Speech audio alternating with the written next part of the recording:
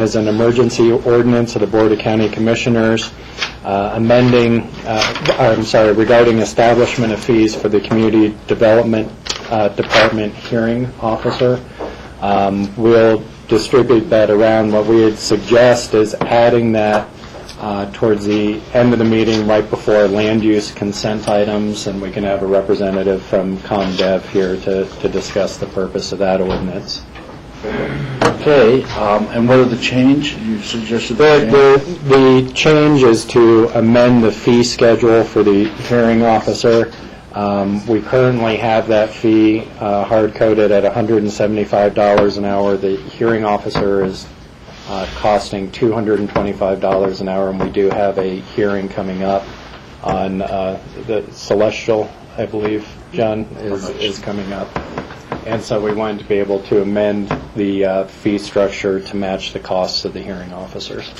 But you also said there was a change to the... Oh, I apologize. So the second change is to move on the consent public hearing second readings is to move item 1, approving 2012 Airport Master Plan Update Final Draft Report, to item number 3 so that we can address the intergovernmental agreements for fleet maintenance, which should be relatively quick items. Okay, thank you. Yes, Jack? John, we received an email from Phyllis relative to an agreement about an individual in the jail that has to receive care.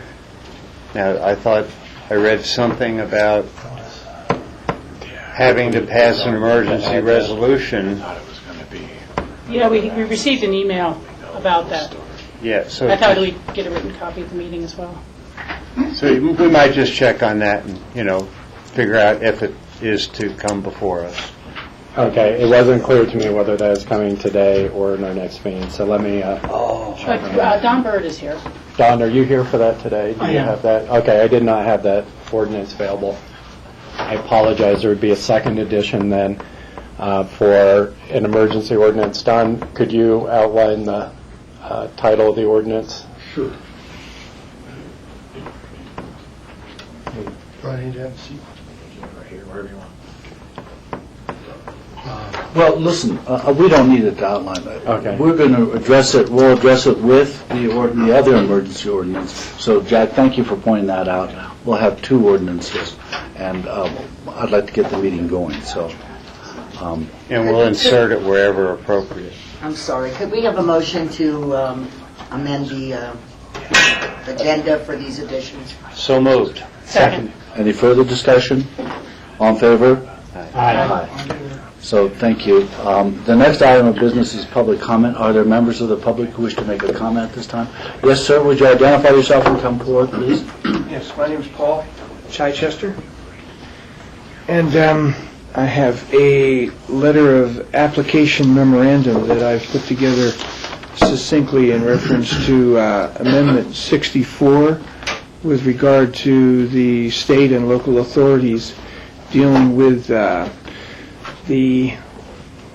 licensing and applications in the county for either a cultivation facility or manufacturing, infused product manufacturing and retail facility establishment. So I've, per the advice of some of the people I've already worked with regard to John Ely and John Peacock and Carrington Brown, I've put this together as simply as possible, and I'll give it to whoever it is that you would like, and then we can address it at a later date, since we have either, what was it, July for the state and October for the county? Just for clarification, the state is required to have rules promulgated and adopted by July 1st for these licensing procedures. Counties, if they choose not to opt out of the licensing procedures, have to accept applications by October 1st. Okay. I think it was a little confusing because it seems that you had to get county approval first before the state approval, but they're still everybody's still writing the rules and regulations, so I'll just That's right. I think you're thinking of the medical marijuana rules, which are currently promulgated, and then what Amendment 64 does is it requires the state to have the rules in place for licensure by July 1st of 2013, and then counties have an opportunity to figure out implementation and are required to accept license applications by October 1st if communities haven't opted out through ordinance or Okay, so I'm a little ahead of the curve, but I was same place 3 years ago, ahead of the curve with the medical marijuana thing by providing a similar letter of application memorandum before the rules and regulations and legislation and fees and applications were created, which happened, I think, just last couple months, in the last 2-3 months. So should I give it? Give it to Lindy, and she'll make copies of it for all of us. And Thank you put for it your into the time, record. and I hope that the airport works out, so it'll still work. Thank you. You should stick around. I do have an interest, because in addition to all of this, I'm the owner of Aspen Aviation, and we do jet referrals, so I hope there is a second FBO so that we might be able to throw our hat in the ring in reference to another charter operator. Thank you. Thank you, Paul.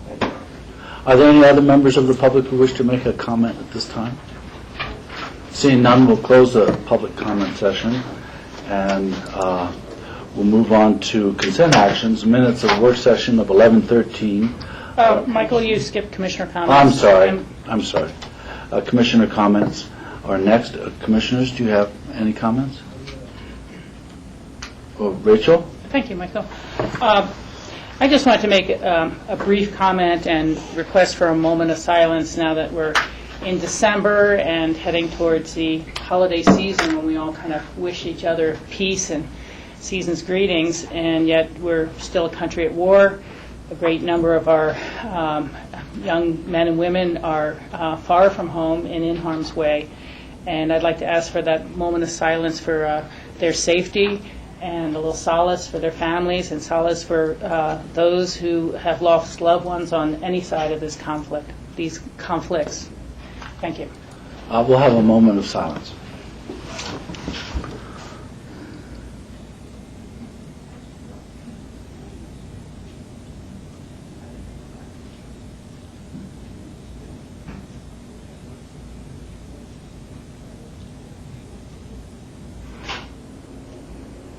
Thank you, Rachel.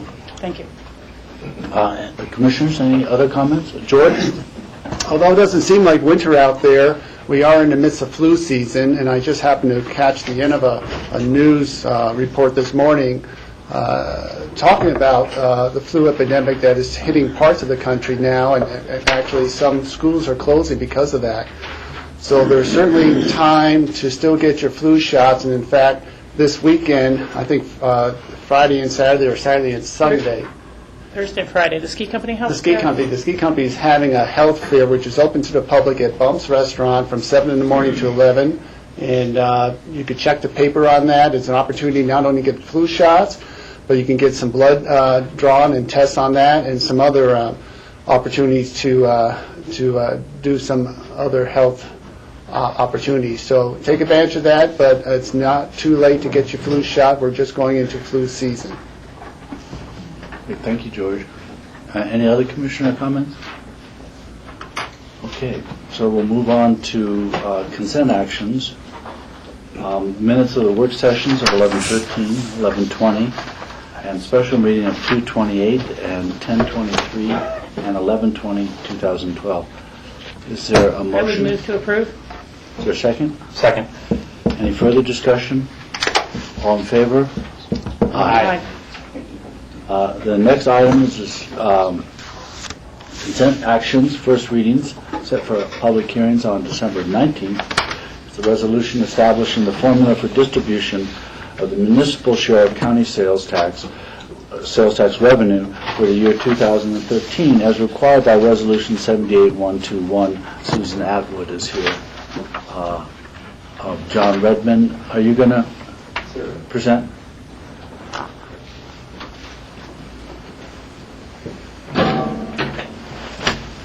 John Redmond, Finance Director.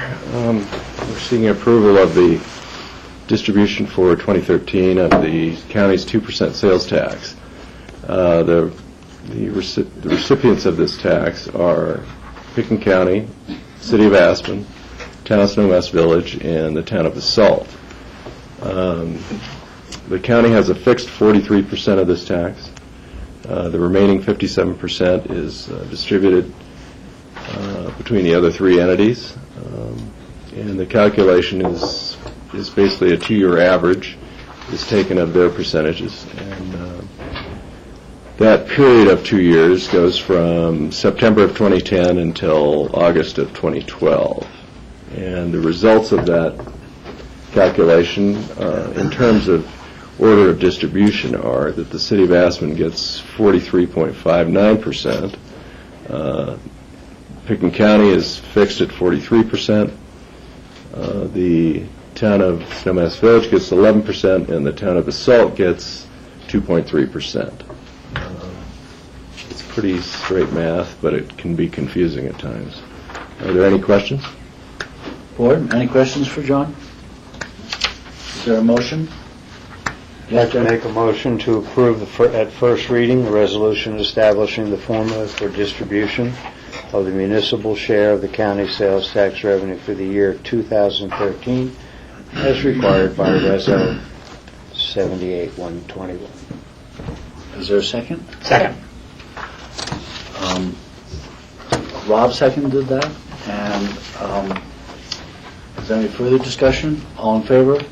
Aye. Thank you. Thank you, John. So we're now at consent public hearing, second reading. We're changing the order of those readings, and we're going to put the resolution to enter into intergovernmental agreement with Snowmass Water and Sanitation District for maintenance and repair to the district's vehicles. First, Chris Bull is here to address that. Chris is our fleet manager for the county. Good afternoon, Chris Bull, Fleet Manager. Thank you, Chris. Thank you. Are there any questions for Chris? This is a public hearing. Are there members of the public who wish to comment on this at this time? Seeing none, is there a motion?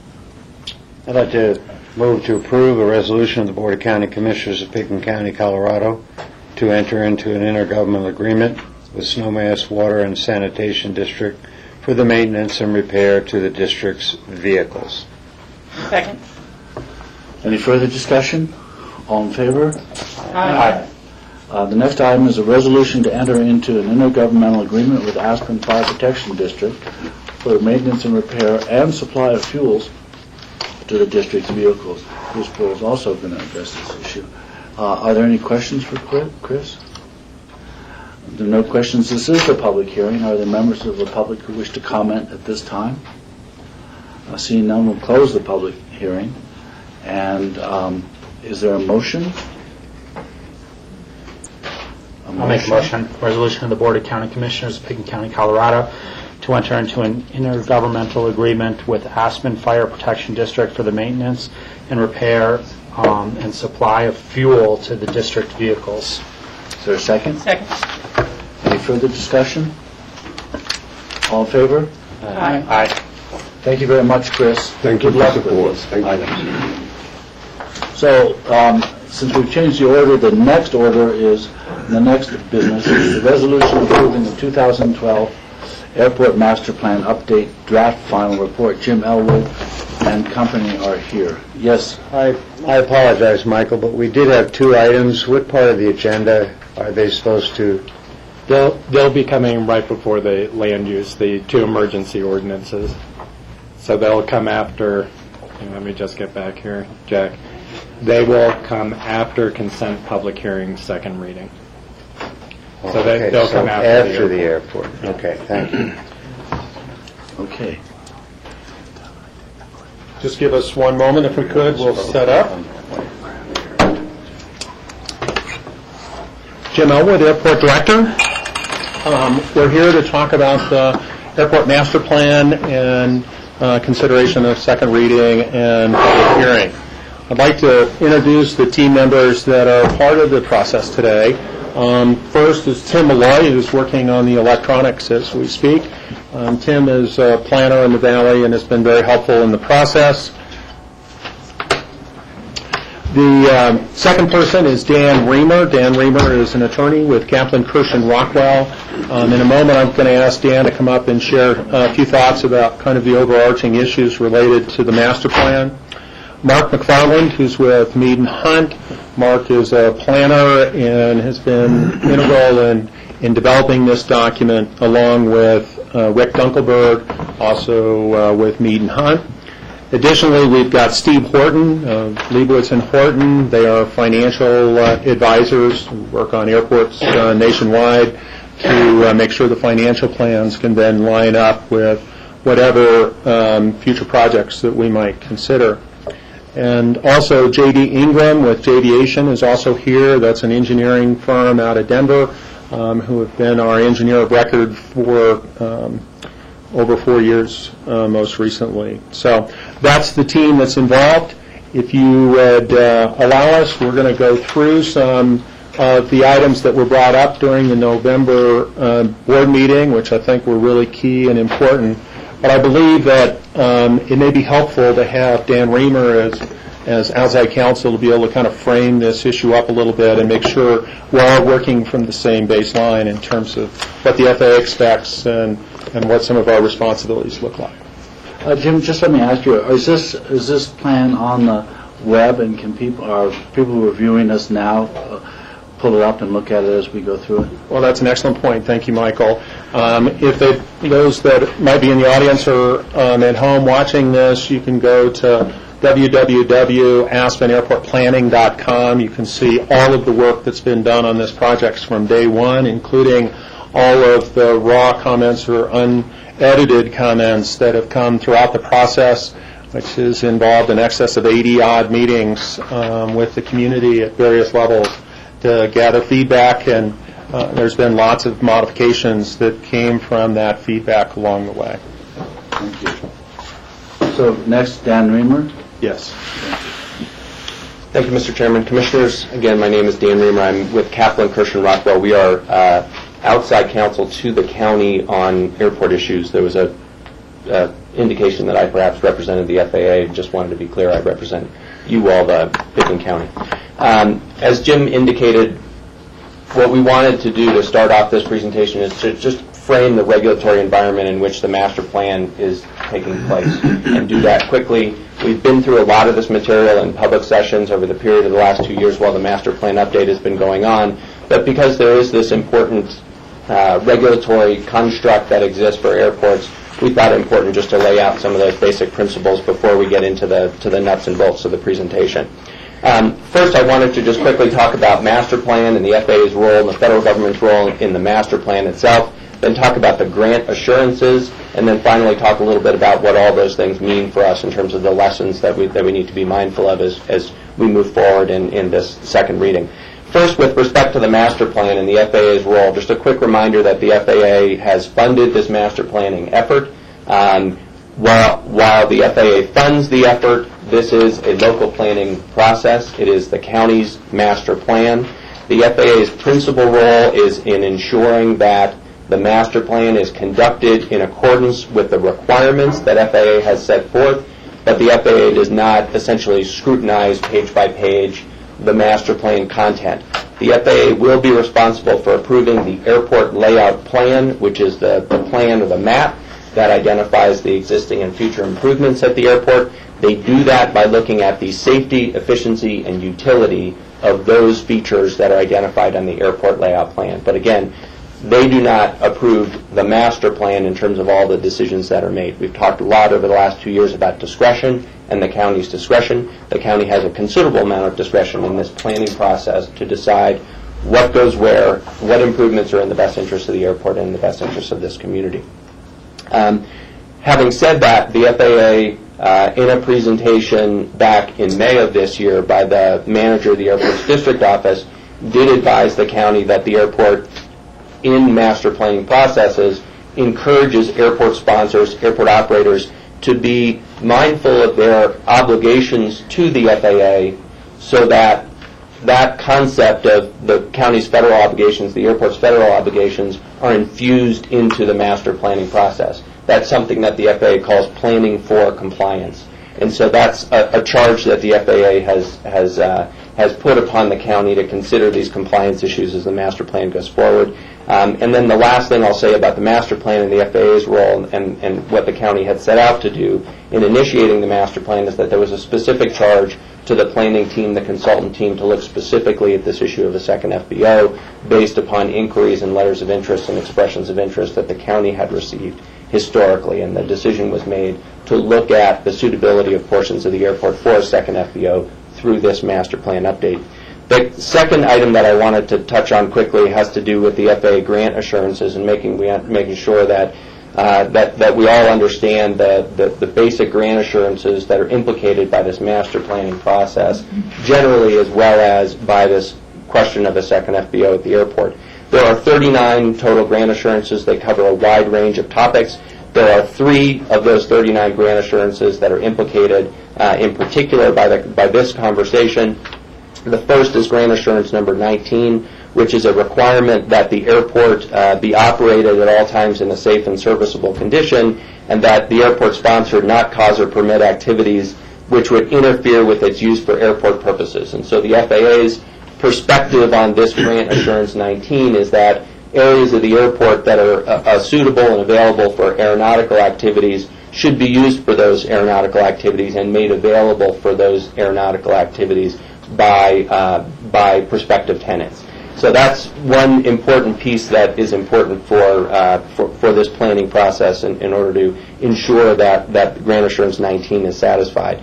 The second grant assurance, and by the way, I've made some copies of these grant assurances that I'm talking about here. If the board or members of the public are interested in this exact language, I know I'm going through it quickly, but I have copies if people are interested. The second grant assurance that's implicated is grant assurance number 22, which requires that the airport be made available as an airport for public use on reasonable conditions and without unjust discrimination. And while that's a very broad obligation imposed upon the county, it has some very specific application in the context of FBOs and aeronautical service providers. And when the FAA looks at that grant assurance and implements that grant assurance, they interpret that general obligation to mean that the county has an affirmative obligation to negotiate in good faith and on reasonable terms with prospective aeronautical service providers. And we've talked over the course of the last 2 years about this question of need and whether or not there's a need for additional aeronautical service providers at the airport. And again, the FAA, from their perspective, interprets the willingness of a prospective provider to lease space and invest in facilities as sufficient evidence of a need for those services. And the FAA goes on to say that in such a situation, the FAA does not accept a sponsor's claim of insufficient business activity as a valid reason to restrict the prospective provider's access to the airport. So this conversation about need and discretion is an important one, but the principal point here is that the county's discretion and its ability to evaluate need and make a determination as to whether or not a need exists is cabined or constrained by this grant assurance 22.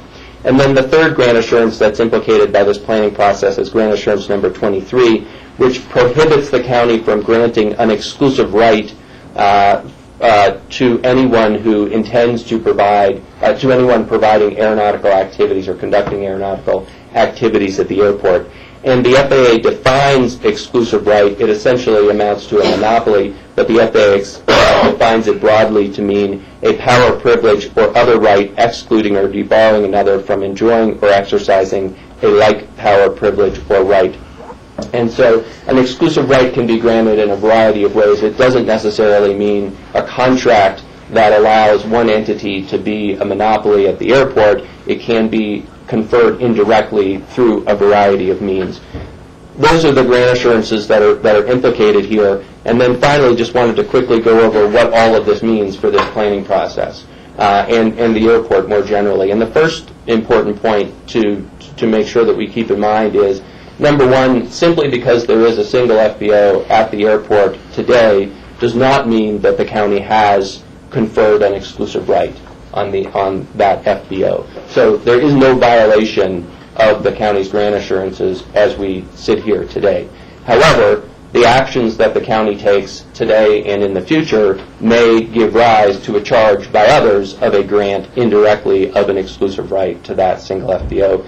And for a variety of reasons, the county is under increased scrutiny because there is only one FBO that exists at the airport. So while there's no violation, there is perhaps a situation in which the county is under a microscope in the decisions that it makes today and going forward concerning the airport and the opportunities for additional aeronautical service providers. The third point, or the lesson from all of these federal obligations, is that this planning process is critically important. As I said before, the county has discretion in what goes where and how to develop the airport in the best interest of the county and the best interest of the community. But while the planning is important, what is as important or perhaps more important is how the county responds to specific individuals who want to be tenants at the airport. And as I said before, the FAA views this Grant Assurance 22 as imposing an obligation on the county to negotiate in good faith with those who are willing and qualified to provide aeronautical services at the airport. So the plan is important, but there's an affirmative obligation going forward that the county should be mindful of as well. And then finally, the final lesson from all of these federal obligations for purposes of your decision here today is that there may be some basis in the future for evaluating a prospective tenant and saying that that individual tenant is not qualified, for example, to conduct aeronautical activities at the airport. They're undercapitalized, or the county doesn't believe that they have the financial wherewithal to build the improvements that have been contemplated. So there may be a point or multiple points in the future at which the county has a basis for rejecting any particular applicant. But as we sit here today, no fatal flaw, no fatal defect in future development or the ability of the airport to accommodate a second FBO has been identified. So again, this isn't a one-time decision that's made and then forevermore has to be accepted and will essentially become the rule for all time. This is an affirmative, continuing obligation, and the county will need to be mindful in the decision that it makes today, as well as on a going forward basis about how to ensure that it continues to satisfy these grant assurance obligations. So I know I raced through a lot of material. Again, we've talked about this over the last 2 years, but we just wanted to make sure that we put the presentation today and the decision that you make within the proper framework. Thank you. Dan, let me ask you, how did we become responsible for these grant assurances? The county became responsible for these grant assurances through the acceptance of grant funding. There is a contract that the county signs every time that it accepts a grant from the FAA, which it has done for decades. It has taken money for capital improvements. It has taken money for the acquisition of property for the airport. And every time the FAA gives a grant, they require the county to sign a contract. That contract includes these 39 grant assurances. The FAA, unlike other federal executive agencies, does not regulate in the traditional manner. They regulate through these contracts. Thank you. Yes, Rachel. Thank you. First, I would like one copy of that as well. I appreciate you putting that together. And then secondly, I just wanted to ask, what typically occurs with airports that are found to have violated their grant assurances? The penalty for violating your grant assurances is a withholding of payment of existing grant funds from the FAA. That is, if there are open grants that are being paid out on an intermittent basis, there can be a withholding of payment of existing grants, and equally or more important than that is a suspension of eligibility for all future FAA grant funding until such time as the county would return to compliance status. Those airports that have had their grant funding suspended have had considerable difficulty in operating their airport in a safe and serviceable condition, and it would be my recommendation that the county try and avoid that at all costs. in addition to those penalties, there is interaction that the county has with the FAA on a regular basis, and those airports that are found to be in non-compliance have historically had a much more difficult time in cooperating and coordinating with the FAA and doing all the things that airports need to do on a regular basis to ensure that the airport can continue to operate in a safe and serviceable way. So there's a financial consequence associated with it, but then there are other practical consequences as well.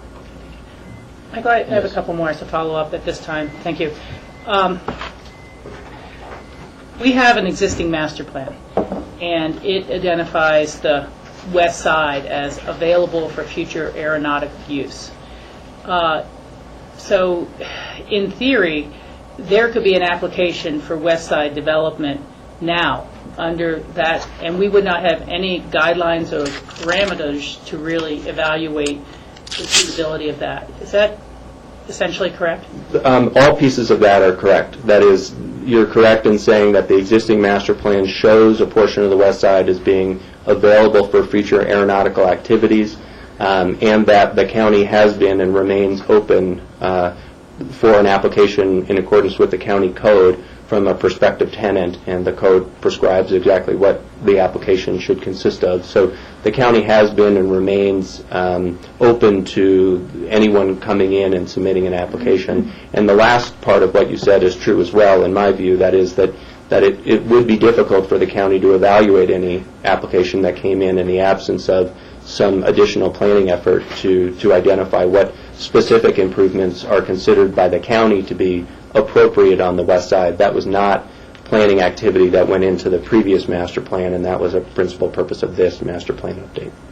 And then as we move forward to the new master plan, which in many ways was response to these kind of inquiries about potential applications on the west side, do we have an ability to just put a large conservation easement on the west side, the entire thing, and grant it to the Nature Conservancy? How would that deal with our grant assurances?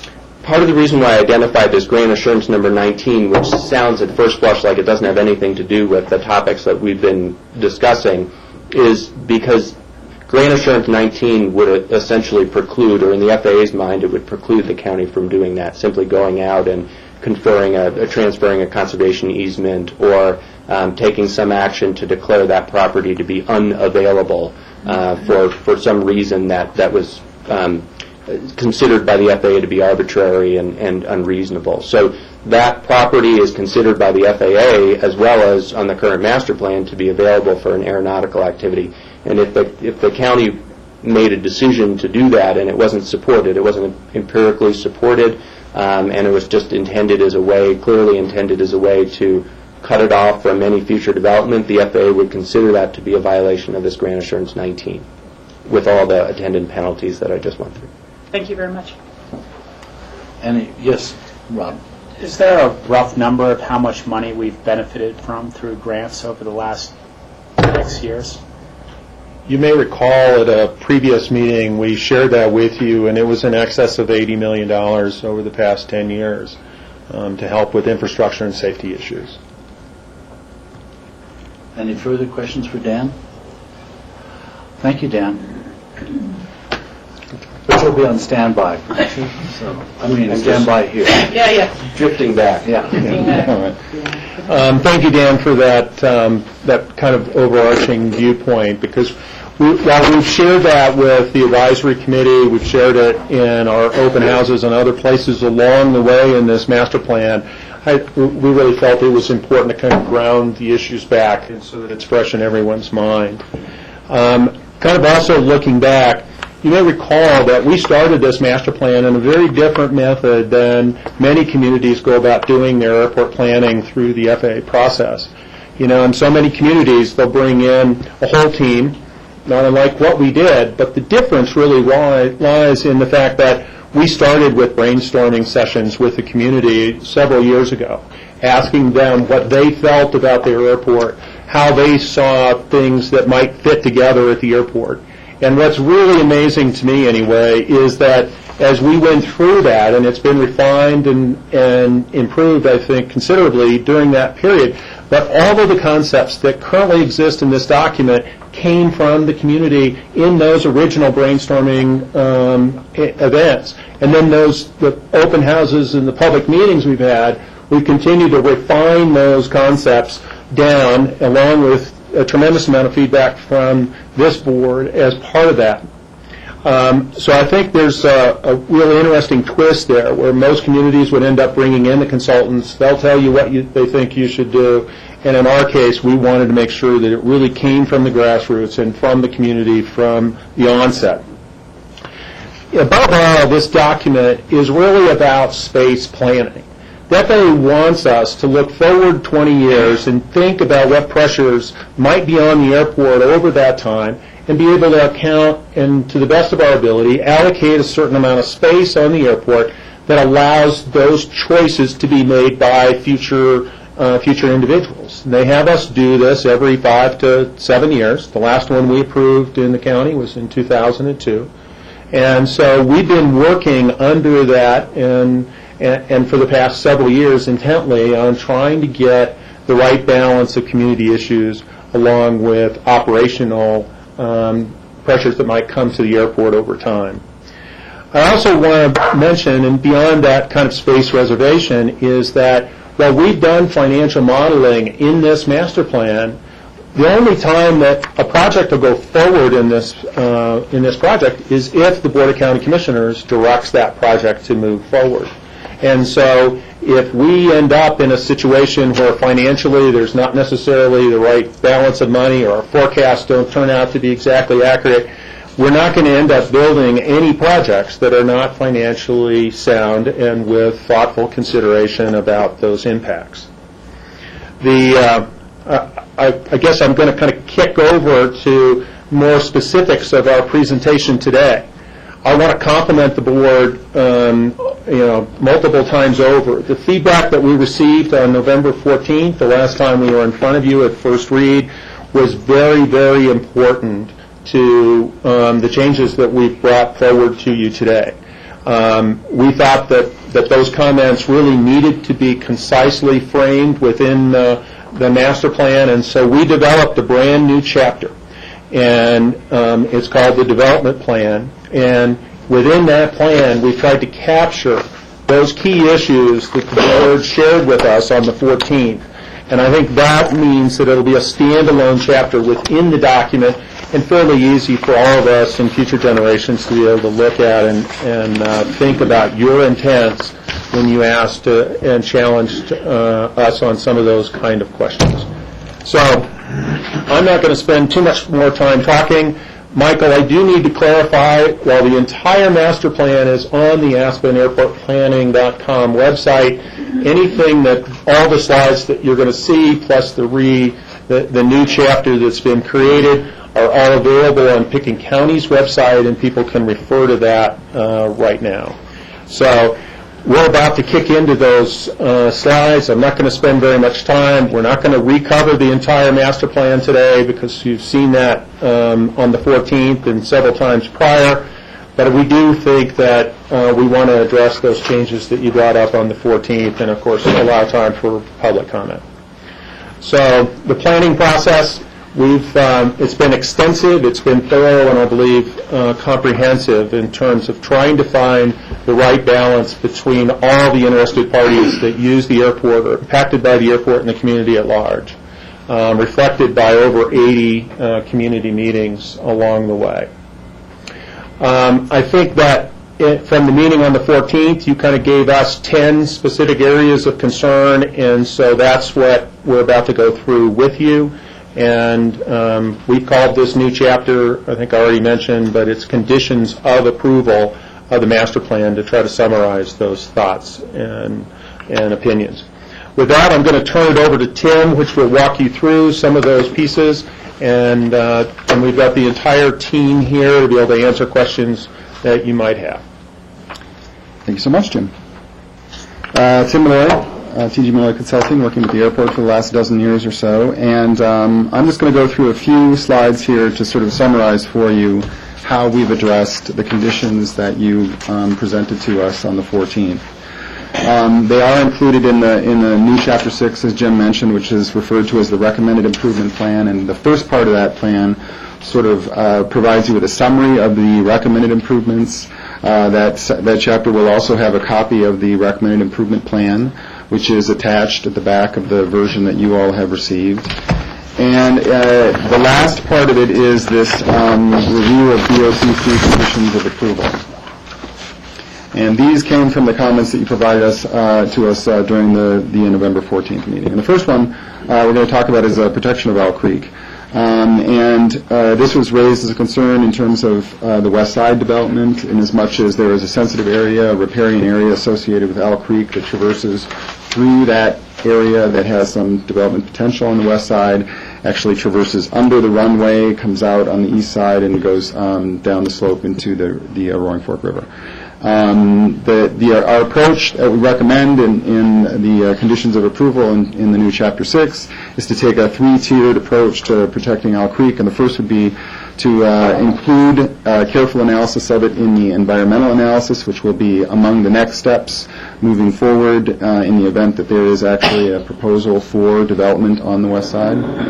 The second would be to conduct best management practices with respect to all activities that would occur on that side of the airport in the event that pavement and improvements were developed on that side.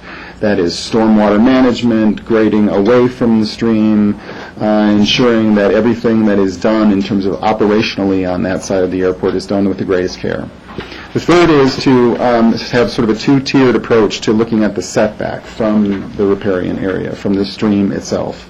And the first would be to ensure that we have a 100-foot minimum setback from the center line of Owl Creek. That would be mandatory for all development. The second part would be to have to require of any development on that side to provide a riparian habitat analysis. That would be performed by a qualified professional, and that analysis would look at the various topics that you see listed on the slides: slopes, erodible soils, use of the property, etc. And the purpose of that would be to define whether or not it makes sense to have an additional setback in addition to the 100 feet that's been identified as mandatory. So that would be the approach to addressing your concern with respect to Owl Creek. The second one is to look at traffic impacts on Owl Creek. This was discussed during the 14th as well. And here again we're proposing a two-tiered approach, and the first would be to make sure that that's evaluated in any environmental analysis that would occur, again, if there is to be development on the west side. And the second part of that would be to require a traffic analysis in association with any development proposal. And that is the time at which you'd really get a lot of details, because we'd be talking about specific square footages, what kinds of uses, what is the specific business plan, hours of operation, and so forth. So that's how we've addressed that in Chapter 6.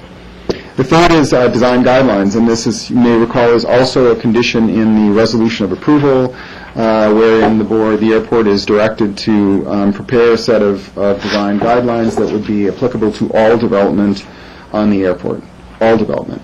And it would have as its core respect for these qualities, community values, high standards for architectural quality without being, an overly grandiose architectural statement, environmental sensitivity, neighborhood compatibility, sustainability, etc.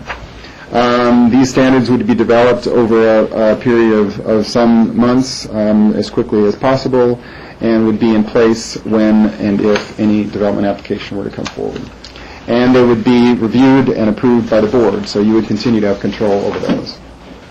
The next item of concern that was addressed by the board was the making sure that every phase of development that would occur at the airport under the master plan moving forward would be subject to review by the Planning and Zoning Commission under the in-place location and extent review process, the purpose of which is to make sure that any development proposal, any development that occurs at the airport is consistent, generally consistent with the applicable master plans, the AACP, which was recently adopted, the West of Maroon Plan, which is still being worked on and will be brought forward to you soon, I assume.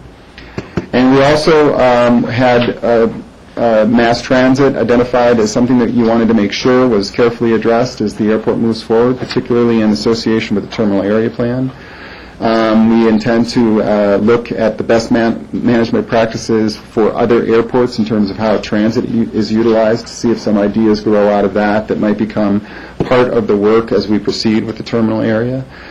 Specific measures we'll be looking for in terms of things that can be implemented, and one of those, for example, might be final destination bag delivery that would make it easier for people to use other forms of transportation to get to the airport, including transit and perhaps even BRT, which is coming online, as you know, late next year. The sixth item that we were asked to address is approach to the FAA standards. You know, there are lots of, the FAA applies lots of standards to how development and facilities are both developed and operated at the airport, and we have had a practice of being creative in how we deal with those standards. And a great example of that is when the issue of the air traffic control tower came up. When it was identified that in association, that due to the slope of the runway, the airport would be looking at the potential of a higher tower on the site. And we worked very hard to avoid that with numerous meetings, both at the state level and in Washington, to come up with an alternative plan, which is the closed circuit camera system that is out there today, and that has resulted in the avoidance of a taller tower. So we commit to the board to continue to use that creativity and in our approach to dealing with those standards.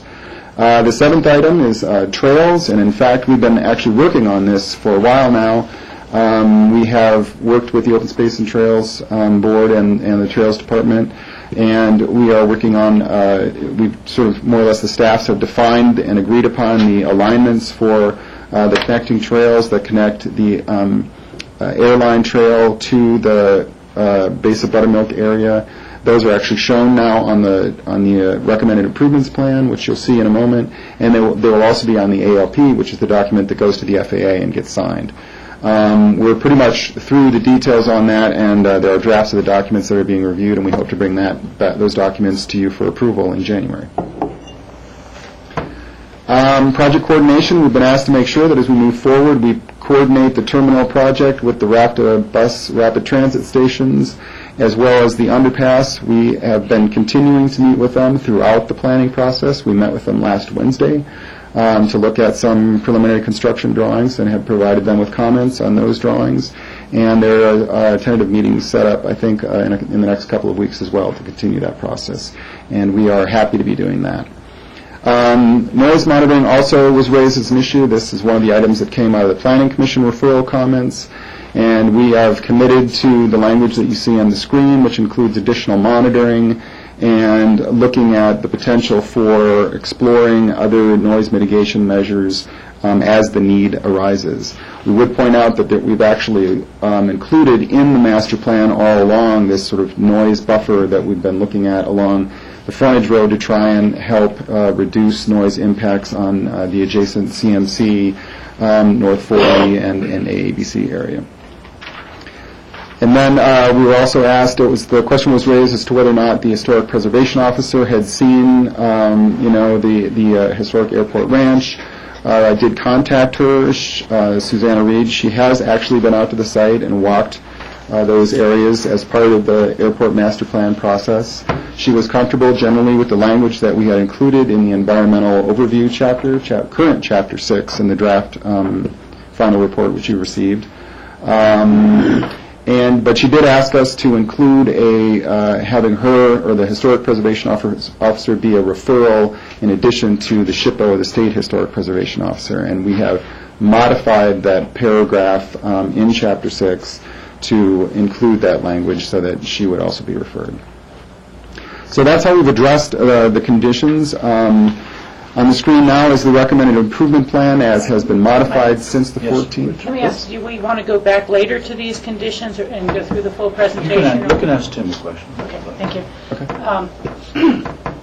Just a few small comments, but on item number 3 of those conditions, to help achieve this objective, the airport shall draft and present to the BOCC a set of design guidelines. I would like to add the words, the airport shall draft with community input Sure. to that. I'm sure that's what you were intending anyhow, but I'd just like to be clear. And then the other is a question regarding these. Should there be an application, should the master plan pass, and should there be an application for West Side development, that application would obviously need to comply with these standards, but would they also be going through a NEPA process? Because it's federal funds or federal grants are implicated? Any project that requires federal funds, including the West Side Taxiway, for example, would be subject to the environmental review. For a NEPA review? Under NEPA, Okay. yes. I'm just wondering if that is something that, and I'm not going to suggest language right now, but that we make a number 11, just again to be clear, that should federal funds be implicated in this process, that not only will these conditions be satisfied, but also a NEPA review. Something along those lines. I'll let you guys think about it while we finish the presentation. Thank you. Okay. So, this is the recommended improvement plan as has been modified since the meeting on November the 14th. And really the only changes that have occurred are that we've shown the alignment of the trail that we've been working on with Open Space and Trails.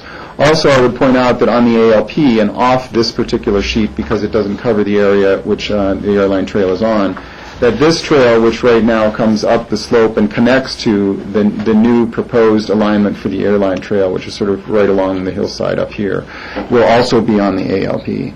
So this drawing is fundamentally the same as what you saw previously, other than changing to include those trails and a couple of labels. And this would be the drawing that would be included in the new Chapter 6. So we've been now through this process. Up to date, we have satisfied the requirements of the FAA and of the scope of services that was presented to us in terms of going through conducting the master plan. We've looked at all of the required aspects of the airport master plan process. Forecasting opportunities for public input have been extensive. And with today's meeting and with the assuming direction from the board to forward the master plan draft final report to the FAA and for forwarding of the ALP, the airport layout plan, to the FAA, we've completed the required documentation. Again, this might answer your question or your comment, Rachel, but environmental clearance is the next step with any project, as I mentioned, that requires federal funds. And we anticipate that would occur on the terminal side or on the west side. And there are a long list, some 23 categories of environmental reviews that occur in that process, and you see on the slide in front of you just a handful of those. But that process is very comprehensive, and that would be among the next steps that would be occurring. Tim, along those lines, or Jim, as was stated earlier, the master plan has been funded by the FAA. So if this plan gets approved, and then if we do see some applications for a second FBO, these concerns that you've addressed in Chapter 6, new Chapter 6, and including Rachel's comments in terms of NEPA, will those also be continued to be funded through a grant through the FAA, or do we have to apply for those, or how does that process work? We would end up, we see kind of if the interest is what we've been anticipating through this process, should we get one of those applications, the county code is very specific, that if we get a full and complete application, that we'll go through the request for proposal process. So that would begin open solicitation of all interested parties for that process. When we've got that application, I would communicate with the FAA and advise them that we're now, we've seen this application, and we would be looking for support from them to accomplish these environmental assessments through grant funds. And then, would that also... Speaking about environmental. The perfect page for that. I know we focused a lot on this part of the presentation, on the potential for a second FBO, but we've also, in terms of the master plan, we're also talking about space reservation for a new terminal and new parking structures, et cetera. So if and when we get into those design elements and community input process, that again, would we go after grants money from the FAA to help fund those studies? Because I would assume that would be another lengthy process as well. Yes, absolutely, George. Should the Board of County Commissioners give staff direction to proceed with understanding and looking at a new terminal building, we'd communicate that back with the FAA. We'd try to get in the queue to help us with environmental assessment support. And within those environmental, we'd end up with somewhere between 10 and 30% of the design of the terminal building would be included in those grant funds, because you have to be able to take and kind of flesh out the ideas enough to understand what environmental impacts might come to bear on a project. So the FAA is good enough to understand that, and so they will support a certain percentage of the design work within the EA just to make sure that you've scoped it out appropriately and accounted for issues that might be coming. It'd be a similar process that we went through relative to the runway extension, where there was considerable public input, and we had to do a certain amount of design so that we could intelligently communicate with the public, just to explain what options and what the impacts look like. So with that, I have concluded my portion, and there are just a few slides, and we can get on to comment. You've seen this slide before, so I'm not going to dwell very far or very long on them. But I think it is really important for the community to understand that the master plan in and of itself is not an end. It is an opportunity to consider future projects if that's the community's desire. And within that, should those decisions be made, we then have a lot of legwork that goes into it, lots of community input. I've had a few people in the community say, well, this means that it's all a done deal. Nothing could be further from the truth. The reality of the circumstances are that this gives us a template in which to work from. It gives us some thoughtful consideration and consideration to what pressures might be on the airport. And so we've got a head start in responding to things that might come to us as the community. Anything that happens here will not go forward unless it's financially viable, it makes sense for the community within that framework, and that we would go through environmental and local review processes to make sure that the community character and personality is maintained. All items, including local approvals, would still be involved with the planning and zoning, and of course, very close involvement by this board. What do we need to make sure we're doing within this master plan? I think the overarching issues are really in front of us there. From an airport director perspective, I continue to look at safe and efficient operations. That point was made very clear to us from the board at the very beginning, that you wanted a safe and efficient airport within this process, and I think we've accomplished all of that. We need to be responsive to both the community and the users of the airport, our relationships with our other partners in both funding and safety concerns, the FAA and the Colorado Department of Transportation Aeronautics, that we're customer service focused to make sure that the airport really does respond and meet the community's expectations of it, and that we need to be flexible going forward and make sure that we understand this document as a guiding document, but circumstances may change as circumstances come to us, and so we need to just understand that's one of the pieces of this puzzle. We continue to do outreach. We've had a remarkably successful tour program. As a matter of fact, I think it makes sense for us to continue to do that on a once-a-month basis or maybe more frequently into the future, as the community really has been kind of fascinated with the airport. At least the people who have taken the tour have given me that feedback, that they enjoy seeing behind the scenes, and kind of how, and common theme along that has been that they're really kind of surprised about the amount of activity and the process and the effort that has to go into making sure that the airport functions well.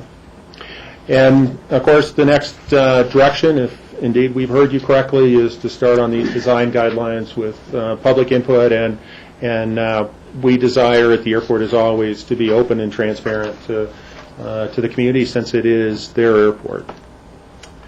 With that, we have completed our formal portion of the presentation.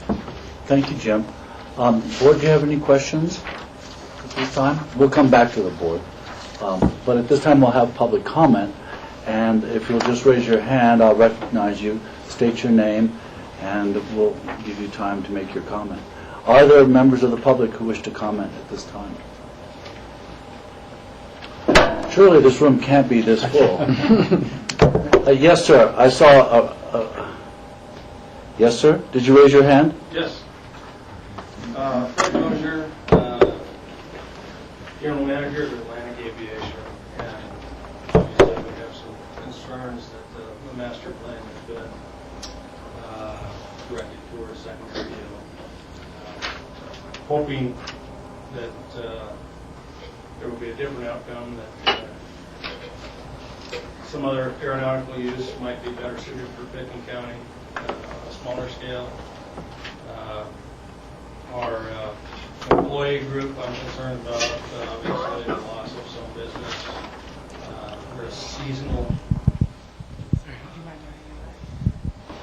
We're a seasonal operation that with highly trained and skilled career employees.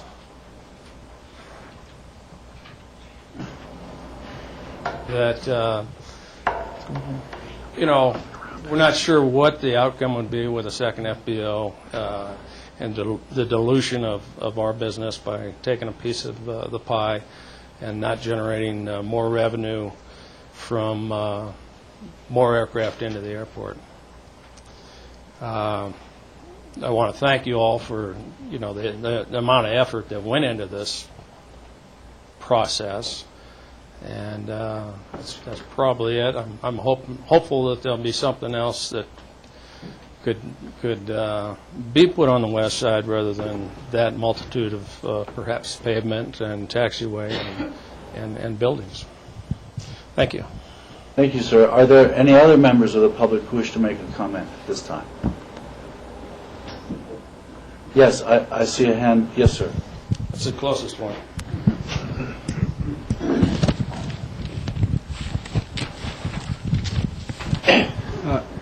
I'm Howie Mallory, Aspen resident on Snow Bunny Lane. My comments will really focus on something that's not been mentioned or addressed in the slides so far, and that really is the numbers, the financial pro forma of the airport master plan. Specifically, and to back up, Jim and his team have done a superb job showing the airport, showing its guts, showing it how it operates, the functionality of the airport. I had the pleasure of a tour that Jim took me and another group around on, so we got to see the air handling units, the valves, everything. I have a better understanding of how the airport works. Unfortunately, I don't think there's been the same amount of rigor and attention to the details of the financial modeling that's been forecast in this particular package. It's a 435-plus page package, and it's very hard to take a look at, to drill down on the numbers that I think are critical for the commissioners to decide on and critical for the community to stand on, to know about. Let me sort of ask one question for clarification of the county finance officer. Where's Tom or John Rudman here? Well, Howie, we're not going to get into sort of a question and answer. Okay, well, it's my understanding. I'll just finish my point. It's my understanding that the project will have an indebtedness of $55 million, and it's my understanding that is the debt that's the airport enterprise fund will undertake. Will try to issue bonds on.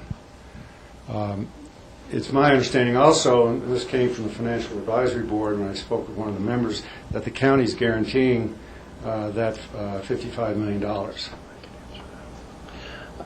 Michael, I can answer that. Is that not true? Well, Howie, I don't want to get into a give and take on this public comment. Well, it's a clarification of a contingent liability. Let me clarify for you that there have been projections about possible figures for the airport. None of them will take effect until there's a project in hand. This is just a space reservation with some preliminary figures. So the talk of indebtedness is preliminary. and not at all germane right now to, because we haven't had a project proposed to us. So I understand your concerns, but there isn't a project in front of us that's going to be financed today. Well, I understand that, but the package includes a pro forma alleging $55 million worth of debt. And I think that's part of the transparency that Jim has talked about, and that it should be fully discussed and understood. Now, if you're prepared to come back and discuss that at a later time, I think that's totally appropriate. Well, we had a presentation last time at our last meeting on the projections for the airport, and it was a thorough discussion of our financials, and I don't think we're going to go through it again. Rachel, do you have a comment? Yeah, I'd just like to say, I think your comment is very valid, and it's something that we take to heart very seriously. I asked questions along the same lines at the last meeting, and if I can try to get the answer right, those are a snapshot in time that the FAA would look at based on their criteria for the sufficiency of a master plan. But it's fully anticipated that those would change over time, and that you would not begin to do anything until you had a kind of current assessment of projections, were they coming through as you wanted, so on and so forth. And as Michael has fully referenced, until there's actual design of a project to determine that, it's a space reservation of 80,000, but the new terminal might be 55. And it would be something that would be phased over time. And so it might be a series of bond issues over time. And so there wouldn't be any one leap or, adherence to that financial plan as if it's set in concrete. It is something that is for, again, the snapshot in time for FAA compliance of, is this a feasible project under their math? That might not be the same math the community would want to embark on in terms of issuing any sorts of bonds.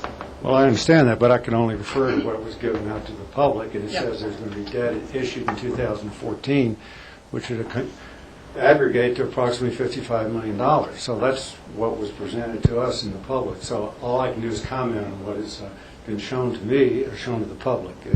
And clearly the debt drives the project. And also, I think that in our first reading, it may have been a clarification within that financial pro forma, but it was described more as year 1, 2, and 3, as opposed to a specific numerical year in which we're going to be embarking on anything like that. Well, I understand that, and I just think the point needs to be made that this is a high indebtedness project, and it really relies upon the financial wherewithal of the county, and not of the enterprise fund by itself. Am I correct on that or not? I think the public should know whether that's fundamentally true. John, do you want to add? I can answer that very quickly. When we did the pro forma, we did not consider general obligation debt. It was, we estimated an interest rate just on the enterprise. That would, of course, as Michael's pointed out, be a future decision, Howie, but we did not assume a lower interest rate by issuing general obligation debt. Well, no, I'm not. But it's just a pro forma. Well, so let me summarize. Howie, we understand your concern. Okay. But there's no part of this meeting that obligates the county, the enterprise fund, or anyone to indebtedness at this time. And we understand your concern, and this board has always been concerned about the economic welfare of this community and of the county itself. And our actions up until this time have spoken to that concern. So going forward, you can be assured that we will use the same caution and scrutiny for any project, whether it's indebtedness of the enterprise fund or indebtedness of the county in general. We're responsible for that, and we will be responsible to the highest possible level. So I understand. I appreciate your point. Well made, and let's move on. Yes, exactly. Thank you, Howie. Are there any other members of the public who wish to speak at this time? I see a reflection in a I'm not sure exactly where to stand, Michael. Just stand still, and we'll find Colin works reasonably well. David Corbin, Vice President of Planning for Espen Skiing Company. Just a few comments. I'll try to be brief. We very much applaud the process. I have to commend Jim, Tim, all of their experts for what I thought was a very thorough and complete process. The opportunities for public comment and the outreach very proactively undertaken by the airport and all their staff, I thought was really extraordinary, and I believe they are to be complimented for it. We felt we had adequate opportunity to contribute and put our comments into that process, whether it was in the early programming sessions, whether it were in the charrettes, subsequent public meetings, or what have you. We certainly felt we had every opportunity to participate. Perhaps more than most of the people in this room, as a permittee on the public lands, we are very familiar with this sort of master planning process. We likewise have to go through what I would call programmatic master plan exercises with the Forest Service for all four of our mountains on a periodic basis and update those. And so we certainly understand the idea of conceptually adopting or presenting for acceptance master plans that are then subject to further explicit review on individual components, whether that's environmental or feasibility or space planning or financial or any of those things.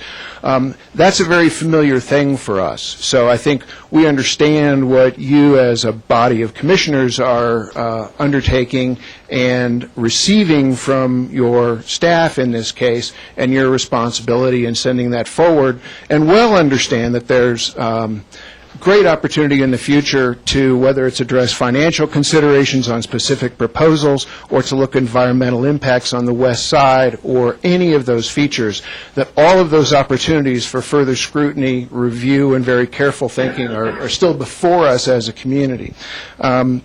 So we think that's important for everyone to understand. And since we go through that on a regular basis, we understand the position that this body is in and feel confident that the final outcome on whatever components are incorporated ultimately, whether that's terminal or additional general aviation or any other single piece, transportation connections, we understand that there's opportunity for further scrutiny, review, and input.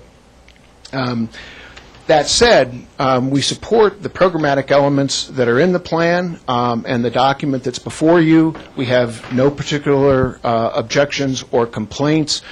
Some are more pertinent, obviously, to our business and to our guests than others. We, in particular, obviously, are concerned about excellent service in commercial aviation, and we think that's a very vital component for the community. And we believe that this master plan, if you will, takes that into account. We think the airport as a resource is essentially critical to the community, and for that reason very much believe it should remain vital and current over time. We believe this master plan really affords the county that opportunity to continually evolve dynamically at its airport, and would very much support the board passing this on to the FAA for consideration and essentially approving and again passing that forward. Thank you. Thank you. Are there any other members of the public who wish to comment at this time? I see a hand in the very back. My name is Rob Snyder. Many of you may have seen an editorial I had in the paper on Monday on this subject. And my concern about how this airport is going to grow and perform really comes down to people coming through it. We had our best year in 1993, and back then we had a number of varying airlines. We had all kinds of incentive programs. We had, the coupon packages. You could fly to Denver round trip for the day for under $100, and we haven't seen numbers like we saw in 1993 since. The master plan used a lot of creative modelings to get to show growth that frankly, I think are kind of out there. They took into account that this is a very wealthy community, so we're going to fly more. That this is a good retail destination, so people are going to come here, and that's going to increase, enplanements. I mean, I find some of the projections that get us to the growth rates that we need to financially support this a little suspect, and in some case quite hopeful.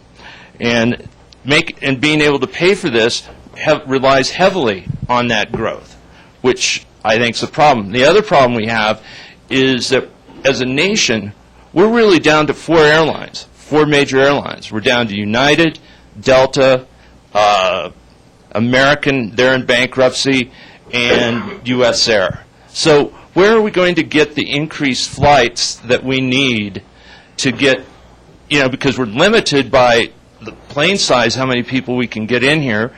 We're limited by the one-way in, the one-way out. So there's only so many flights a day that can come in and go out when you combine that with general aviation. So I'm very concerned about the ability to grow the numbers to support this, to get the landing fees and all the other things that are generated from, the flying public that comes in here. The other component of this deal is that it's heavily reliant on income from the current FBO operation and hopefully a second FBO. Without that income, which is projected to go up significantly, the numbers stop working real quick, and that's very scary. That is a real problem. You take one operation that's doing well, and then you have two that aren't doing well, and somebody's going to go broke. And then we don't get the income, we don't get the revenue, and all of a sudden we're not making our bond payments. And it's happening all over this country with various communities where the property tax values have gone down and communities are defaulting on their bonds. It could happen here if we don't make the financial numbers. And I don't know if we can get enough seats and enough planes in this town to be able to do that. The final thing is that I've been looking around, I've checked around at a lot of airports, big and small, and almost every one of them has an airport advisory board that works closely with airport staff and the governing body, either whether it's city council in Denver or San Diego or the county commissioners in Grand Junction. And I would strongly suggest that you amend the enabling legislation to provide for an advisory committee to be formed of knowledgeable and concerned citizens to work with airport administration and work with the commissioners and staff to make sure we have transparency and clear oversight. This is the most important asset we have in the community. Open Space and Trails has an advisory board. The county finance department has the financial advisory board. And I think it's critical that the airport have an advisory board of knowledgeable and concerned citizens to make sure that the master plan is implemented correctly and that the numbers work. Thank you. Thank you. Are there any other members of the public who wish to make a comment at this time? There must be somebody else. Yes, sir. My name is Brian McShane. I'm a county resident. I have two questions about the commissioner's role here in terms of what they are doing to, in the future, for requirements to make this a sustainable, environmentally friendly project. The second thing I'd like to point out is that if the project doesn't make its numbers, then there's going to be an inverse relationship because landing fees will have to go up and people will come less frequently here or cost them more to get here.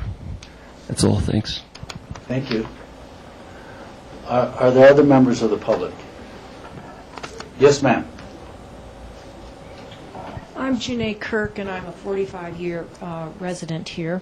And I'm concerned that this process is being more directed by outside paid consultants and less by community input, even though we've had ample times at open houses and visitations to the airport to give our input. I still think it has to be vetted further. I'm concerned that we have a 1,010 car parking garage when this community and you as board members have been urging disincentives for autos in and out of town, and yet we're providing a huge parking garage for 1,000 and over 1,000 cars below grade. It doesn't, I question that. I question the size of the terminal, 80,000 square feet, which is almost 3 times what we have. Do we really need that? The purpose of master planning is not 50 years down the line, as Rachel mentioned to me, and revising it and preserving land ahead of time. Things change. I think we need to master plan since we just upgraded our runway and the length of the runway and the width and everything 8 years ago. Why are we master planning 50 years in the future?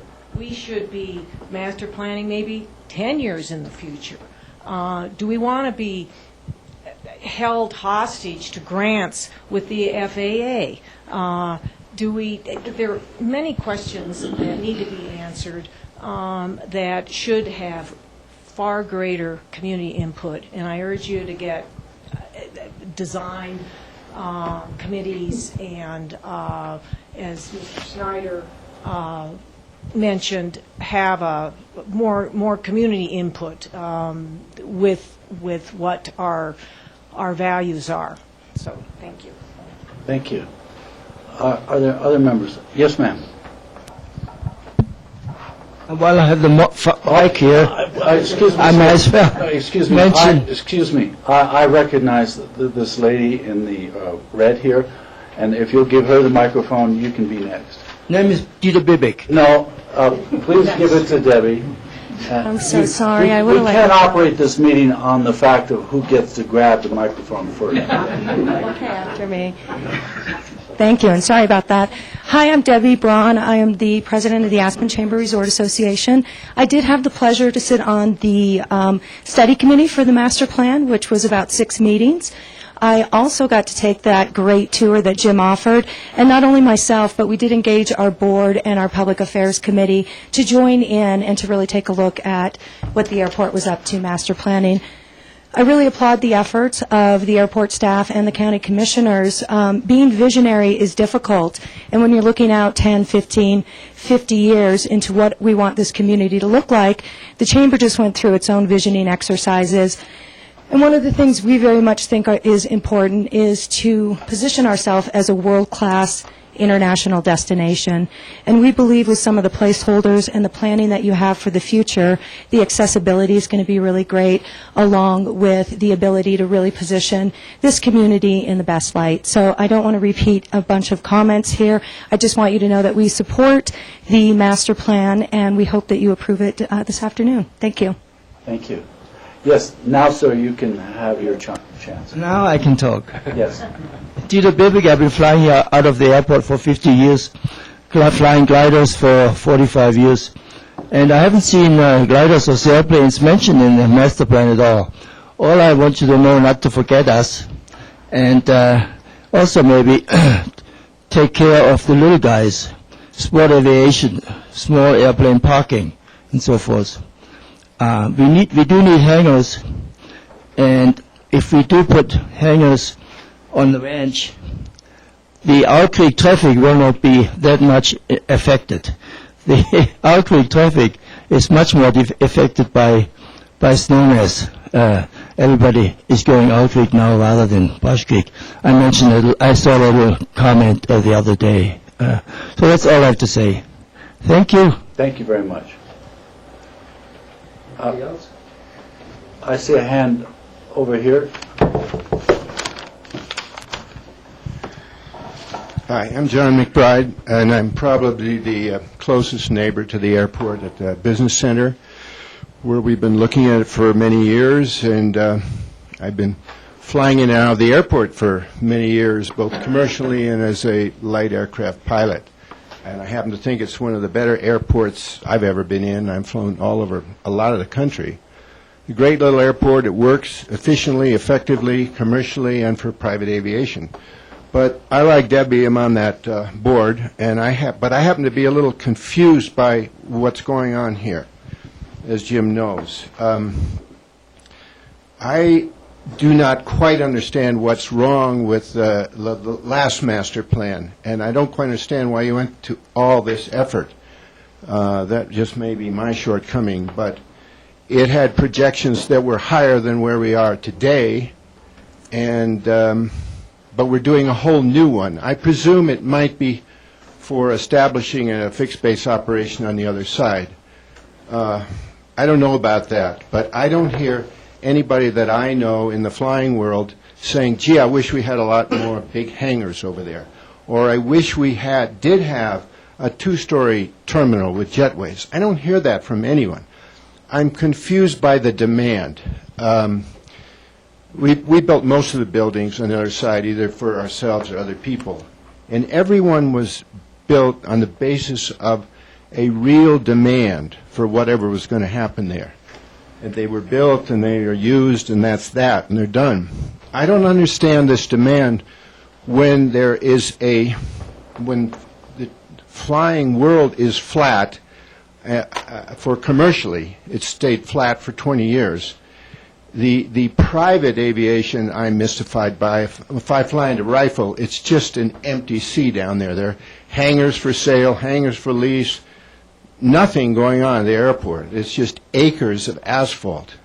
Eagle, same thing, just one FBO and nothing happening on the other side. So I don't quite understand that demand or the terminal demand. And I know you're reserving space. I didn't know the county had to do that when they had a valid master plan. I didn't quite understand all of that. There may be good reasons for it, for the FAA and what have you. But I just want to reiterate, we have a wonderful little airport now that works well, has a nice character. People love it who fly in commercially or privately. And I think we have great opportunities, whatever happens in the future, whether you use the old master plan or the new one, because the airport fundamentally is done. It can't get any bigger. No longer runways, no more runways. It's done.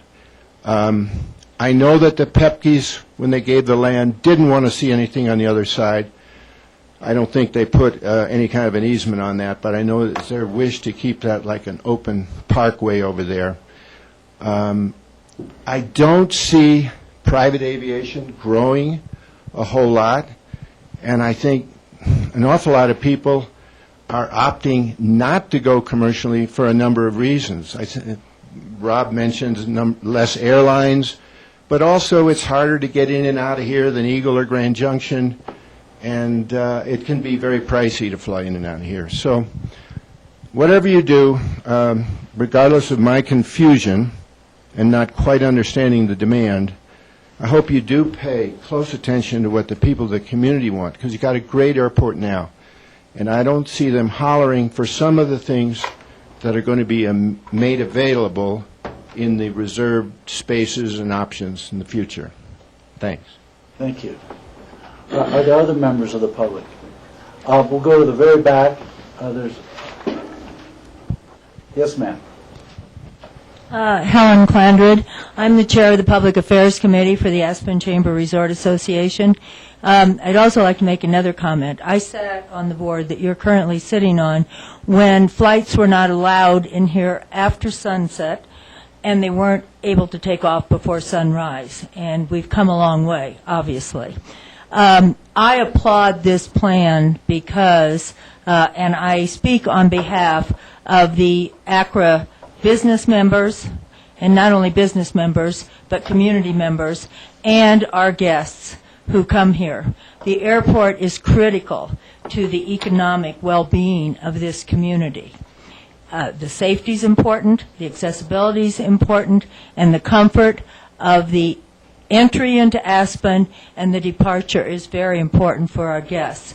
I respect those who are concerned, who have expressed their concerns. I think they're all valid concerns, but I think you have to keep in mind, and I certainly keep in mind, and I think the Chamber organization has kept in mind that we are talking about the future here, and that certain assumptions have been made about that future. It may not occur, and there is no current specific plan before you, so therefore there are no immediate financial considerations, and if in 5 years, 10 years, 20 years, what doesn't occur that has been outlined here, I'm quite certain that whoever is sitting where you are sitting today will not approve those things, and certainly will not approve them if there are not funds available or if the community is not willing to come forth with any funds.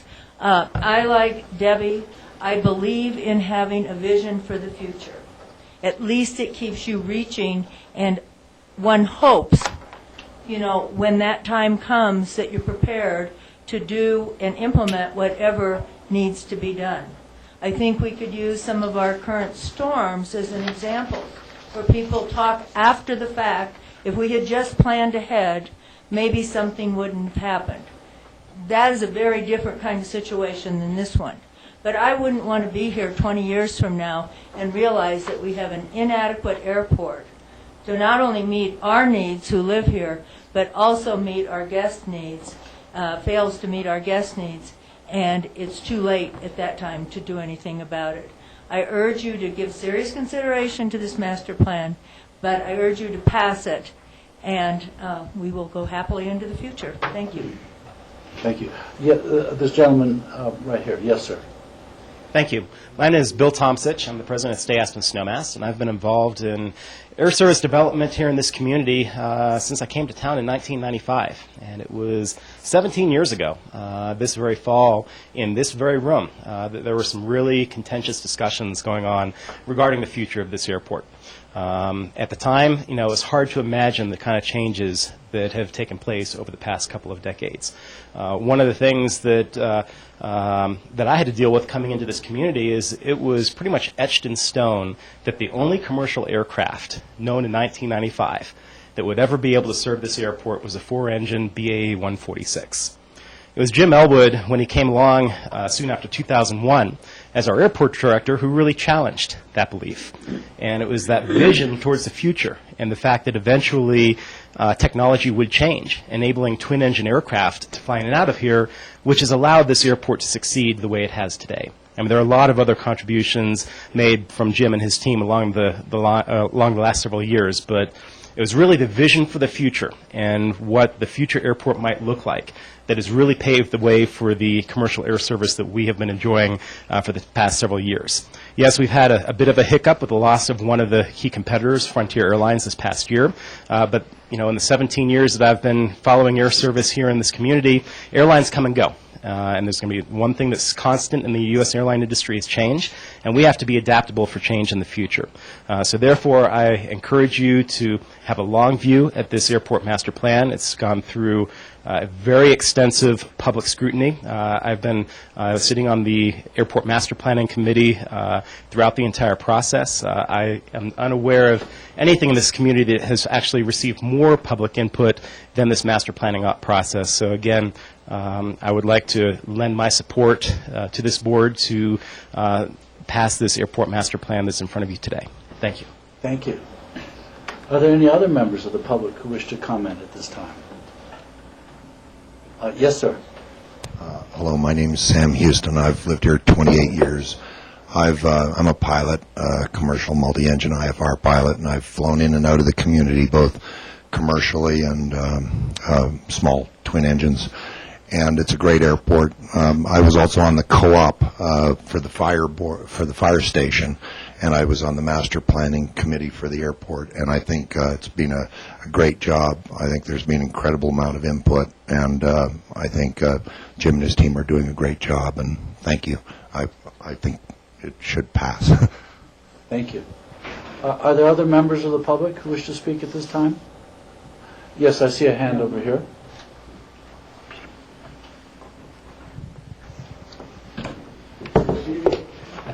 Peter Lorum. I worry that space reservation is a nice way of saying this is what's going to get built. That this is an out-of-control train that's coming in through the back door. And I'd like to have some assurances. I'd like to know what additional information you'd need to say, let's go to the small end.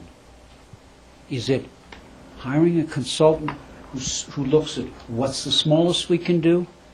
I look at the what was prepared. There's no discussion of how we can work with Eagle County Airport. Gosh, half the locals I know say, I'm not going to even fly out of here, not because it's a great airport, but because the weather's better in Eagle to fly out. It's safer. I just urge you not to go the next step. Okay, let's build the biggest airport, and it smells that way. Thank you for your comments. Thank you. Are there any other members of the public who wish to speak?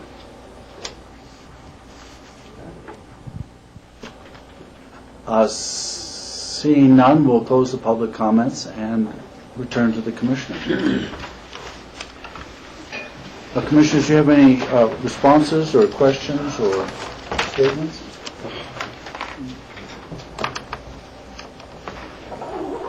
Rachel?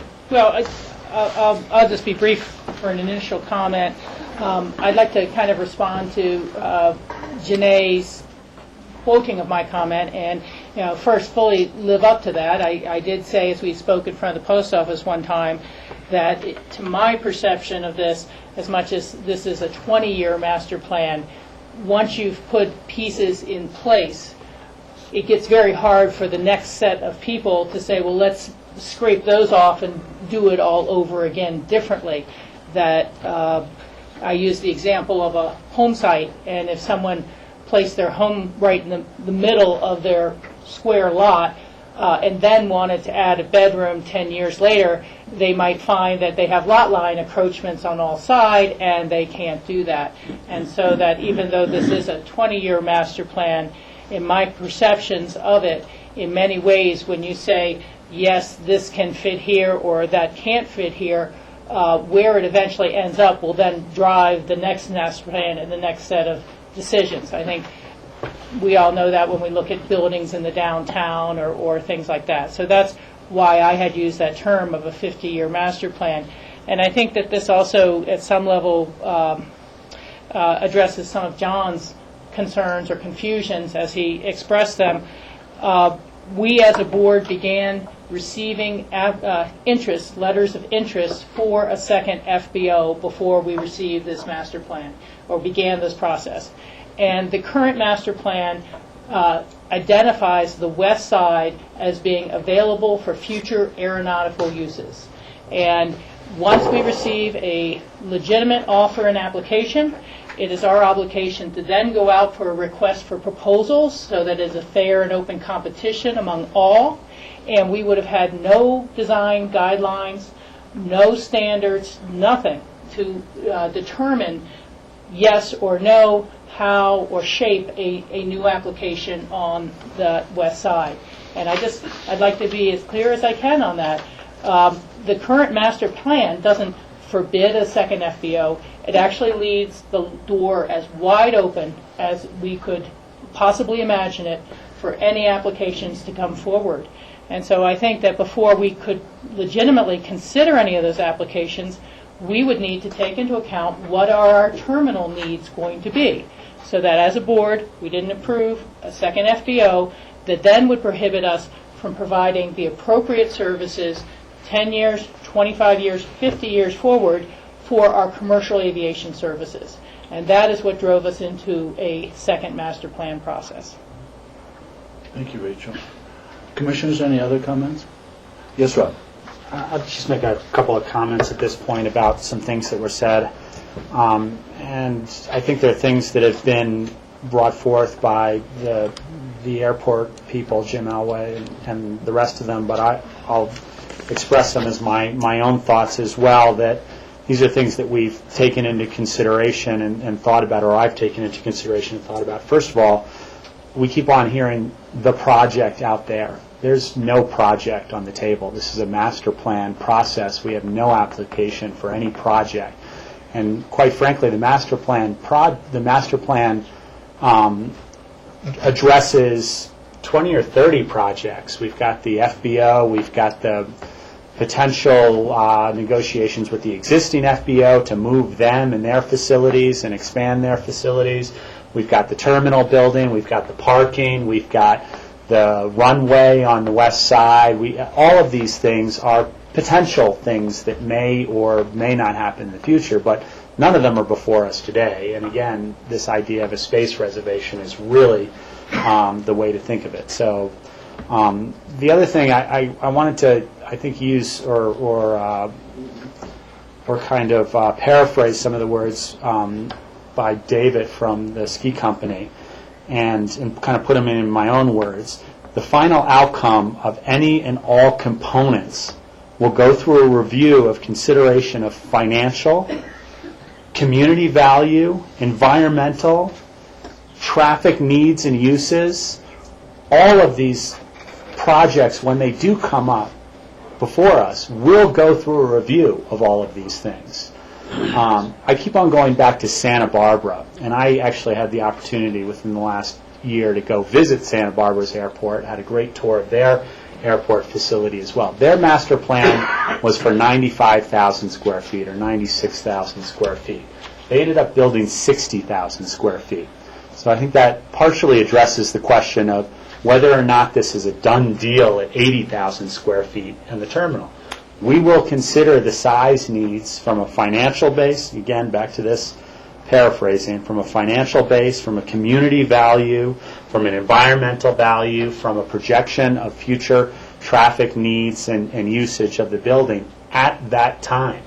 This master plan was a synopsis or a picture of things at this time that we've considered to put together as a space reservation, not considered to put together for actually approving some building or some addition to the airport, because we haven't gotten to that stage yet. Another important thing that was brought up by Dan in the very beginning of this meeting that's important to remember in terms of demand regarding the way the FAA views demand for a second FBO.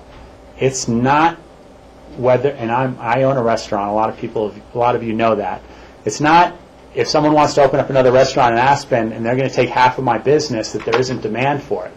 There's demand if someone's willing to lease that space and put their money into it. It's not demand whether or not they're successful. That's the way, it's my understanding, that's the way the FAA looks at if there is demand, specifically for the additional FBO. It's not whether or not there is sustainability with the two businesses selling fuel or space. Unfortunately, that's the way the FAA looks at it. And as a restaurateur, unfortunately, if every landlord in town wants to sell to a restaurant and they all wanted to open up, yeah, I'd probably go out of business too, but there's demand for those new restaurants. The last thing I wanted to comment on was Helen Klanderud's comments and Debbie Braun's comments from Accra. Again, I own a business in this town, and I've worked with Bill Tomsich on getting airlines in here and all the activities and efforts of getting traffic flow in here. The airport is an essential asset to our business and economic sustainability here. I don't think there's anybody here that's really in doubt of that, but this is kind of a master plan for 20 years, or as Rachel said, and I completely agree with her, well beyond that, because it's going to be, they're not going to scrape it in 20 years and start over. So it's a direction to support something that has supported our economic sustainability in our community, whether it be someone who owns a business or someone who has family that's in some sort of business here, or whether you're flying out to see friends, or whether friends are flying in to see you. So that's it's just some of the things that I wanted to address from the public comment point of view. Thank you, Al. Yes, George? Well, I'll take off where Rob left off. I think, as Rob said, I think we all can agree that the Pickens County Airport is one of our most important community assets.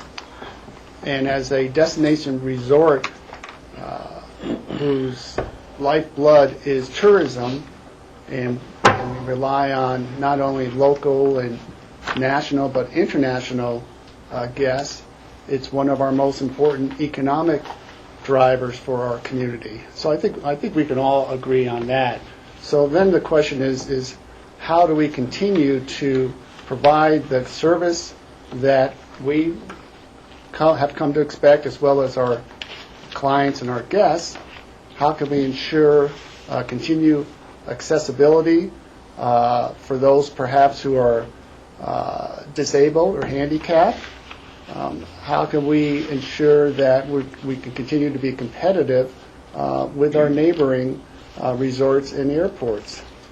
I heard, I'll paraphrase this a little bit, but I think someone said that, this is the best little airport in the country. Reminds me sort of a play or a movie, best little something in Texas. But given the extensive community participation over these last 2 years in the open houses and the presentations, and certainly I think the airport tours, most importantly, have shown those who have taken advantage of those tours to really understand some of the current deficiencies that we have in our airport. Space-wise, the constraints brought on by TSA and the security, the luggage, a lack of security for luggage. These are current deficiencies that I think anyone who has taken these tours will readily understand. In addition to that, we are also obligated, as you heard earlier today, that we must at least be able to look at and review any additional fixed base operators who wish to come in. That's an obligation we have to do.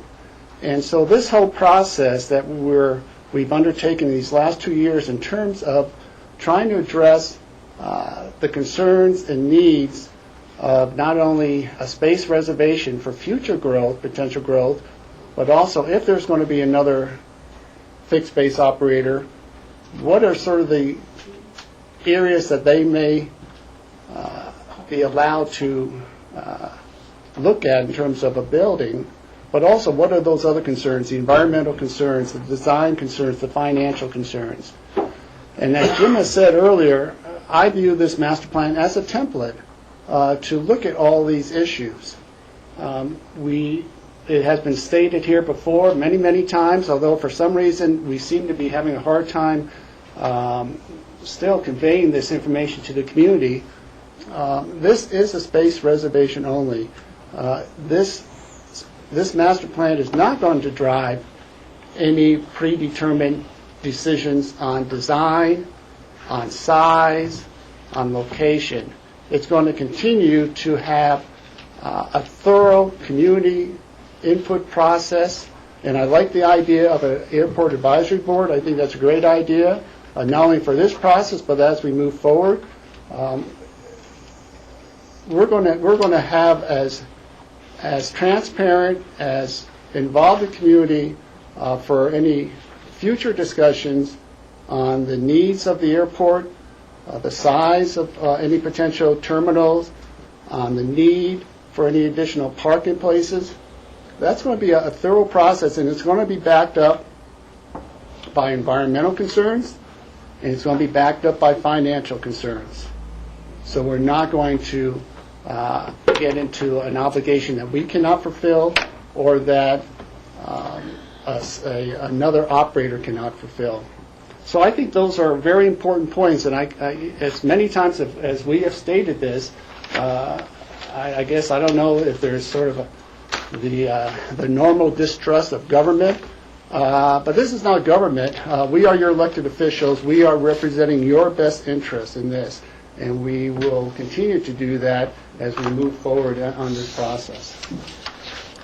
Thank you, George. Jack, do you have any comments? At this time, no. Is there, yes, Rachel?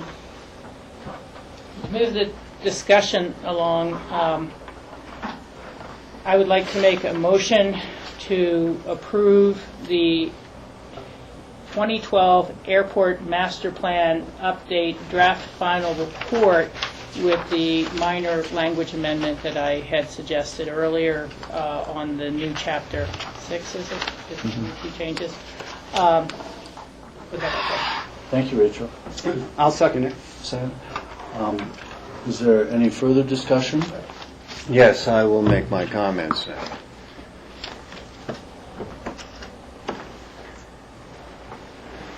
This process has been long, arduous, expensive, and really has been for a very valid reason. Master planning just doesn't, come just because the FAA requires it. There's very much a community connection, and I believe a community need. Now, the reasons why I support this master planning process, regardless if I do not support the results, is because of some very easily understandable elements in our community. I think we have an inadequate terminal, both operation-wise and as far as maintenance, etc. You just keep pouring money into something that is very inefficient. It's very apparent that TSA continually is evolving, and we're going to need more space for equipment, that kind of stuff, and don't ask me where that's going to go. But, Jim will blow out a wall and figure out something for the new machine or something, I don't know. That's going to be his challenge, and, of course, the boards and staffs. The waiting rooms are inadequate. It's just horrifying when we are at peak periods and people are trying to get out of here. It's really tough. So planning is a good thing. So I certainly will never criticize our staff, consultants, or board. I think they've done a great job. But then we come to what I consider, or how I would articulate, what goes on in this community, and there's a great tension always between the economic sector of the community, quote unquote. We've heard the ski company speak, for example. We've heard ACRA speak, the members of the board, or the director. Certainly, Rob is a very good representative of the business community at another smaller scale. So we have this tension between the economic sector of the community and what I get, and I get direct feedback just like all the other elected, between this feeling of the locals, second homeowners, and our guests about, well, what's going on with Aspen? Has Aspen gone too far? Is it losing its character? Are we building things that we don't need, etc.? And so I understand that tension. I mean, I got involved in the late 80s with the Burnt Mountain issue for a reason, because we were going to, I thought, and many people supported me, we were going to essentially impact to the point of destroying our natural environment and impacting the character of the community, etc. Well, that every major issue in our community in every decade has the same tension. I ran for a commissioner because I care about this community, and one of my operating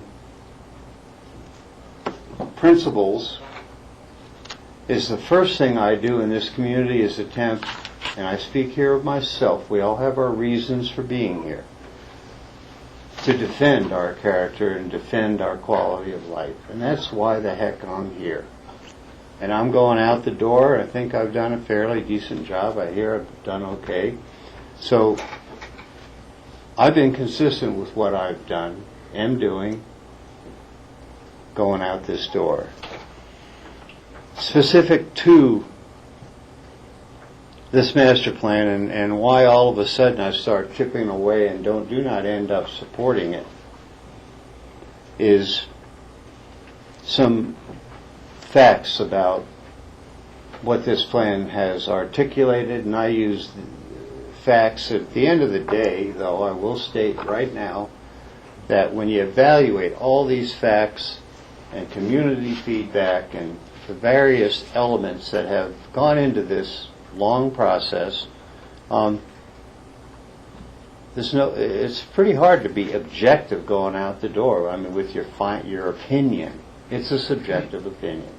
And so I land there, but I base parts of my opinion on facts. The terminal. And this is right from the plan that we've had presented here multiple times, activity forecast for airport operations. And I'm not going to talk about what happened in 1993 and those numbers and when we had the great little planes from United and Continental.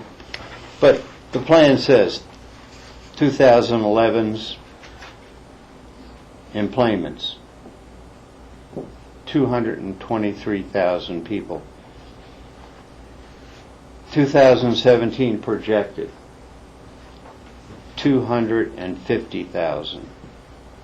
2027, 295,000. Well, there's some desirability in these numbers because our business sector, our community is busy, people have work, that's great. But boy, the forecasts sure don't work for me. They're based on a statistical analysis, and quite frankly, I don't know exactly the formula. But, there's a certain amount of growth annually, and it ends up being X, Y, Z. And fine, but I don't agree with it. I sure would like to hit a good portion of those numbers, though, because it would mean, again, vitality and sustainability for many sectors of the community. As far as operations for the airport, and this is based aircraft, going to the private side. We have 90 now, 2027, 107. Not much growth there. All right, Jack. Hey, I'm the kind of guy that asks about need. I don't see any need there. But we're told the FAA doesn't really consider need.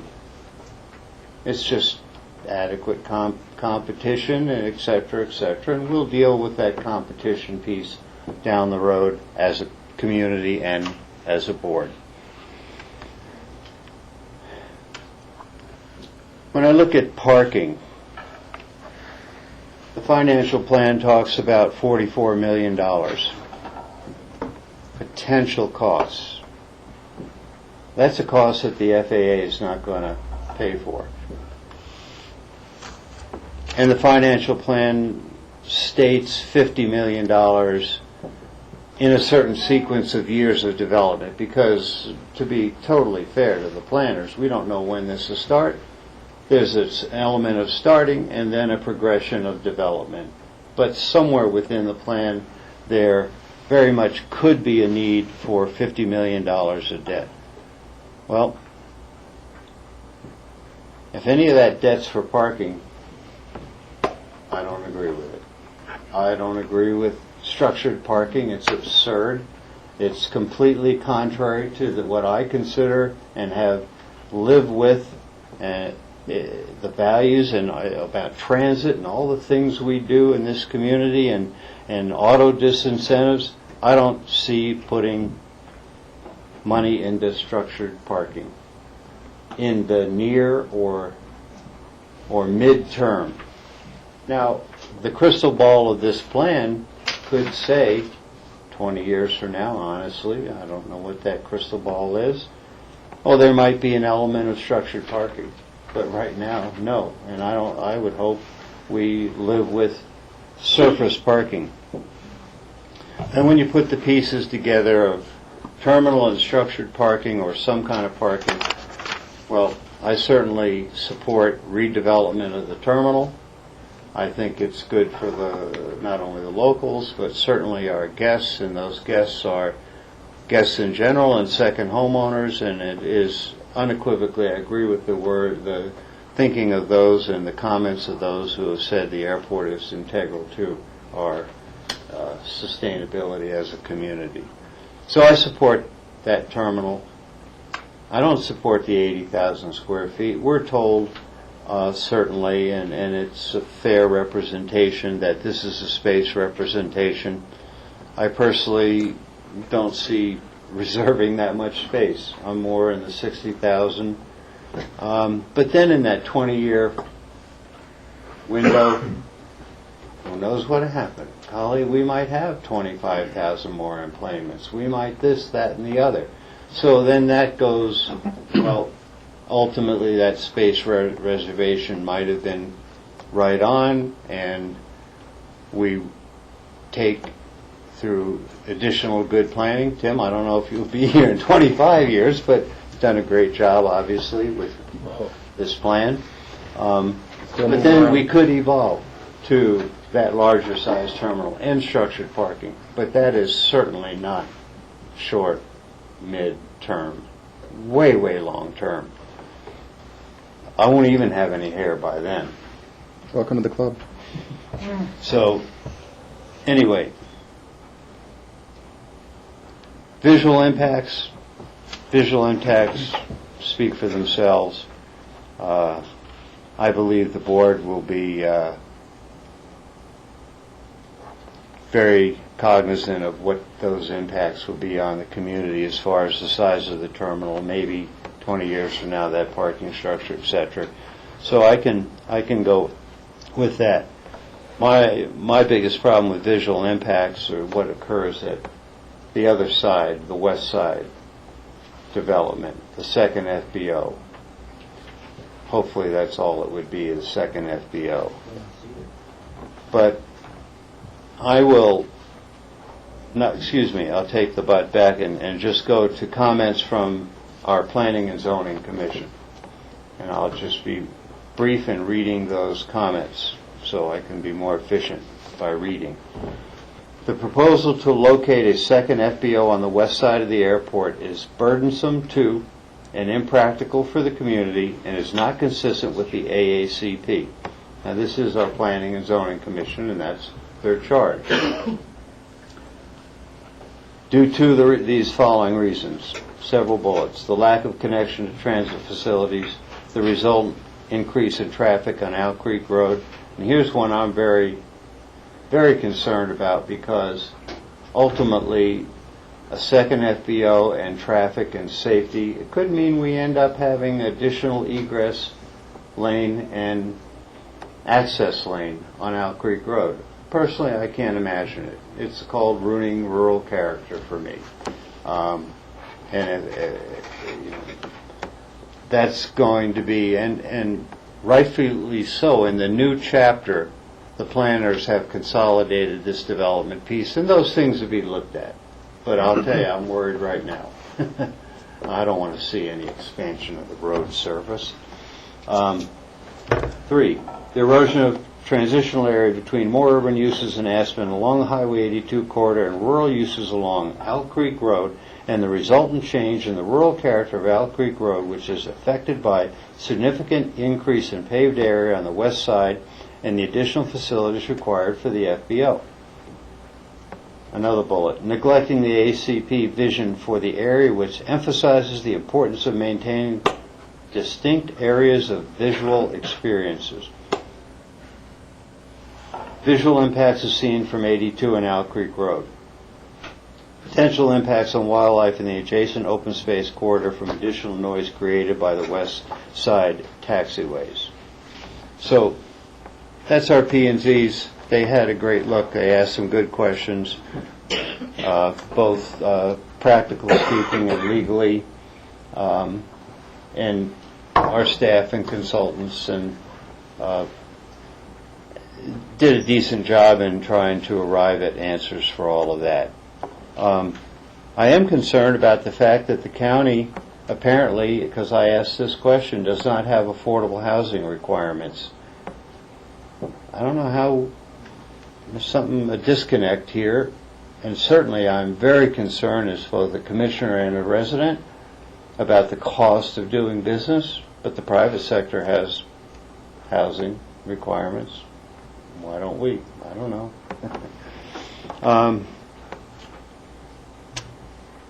Now, here, the P&Z disagrees with me on this, but there is a trail on Owl Creek Road proposed. I disagree with that. We've got a paved trail next to Owl Creek Road already. But on the other side, they want to put a single track or however it works, which means, impacting whatever the natural environment there.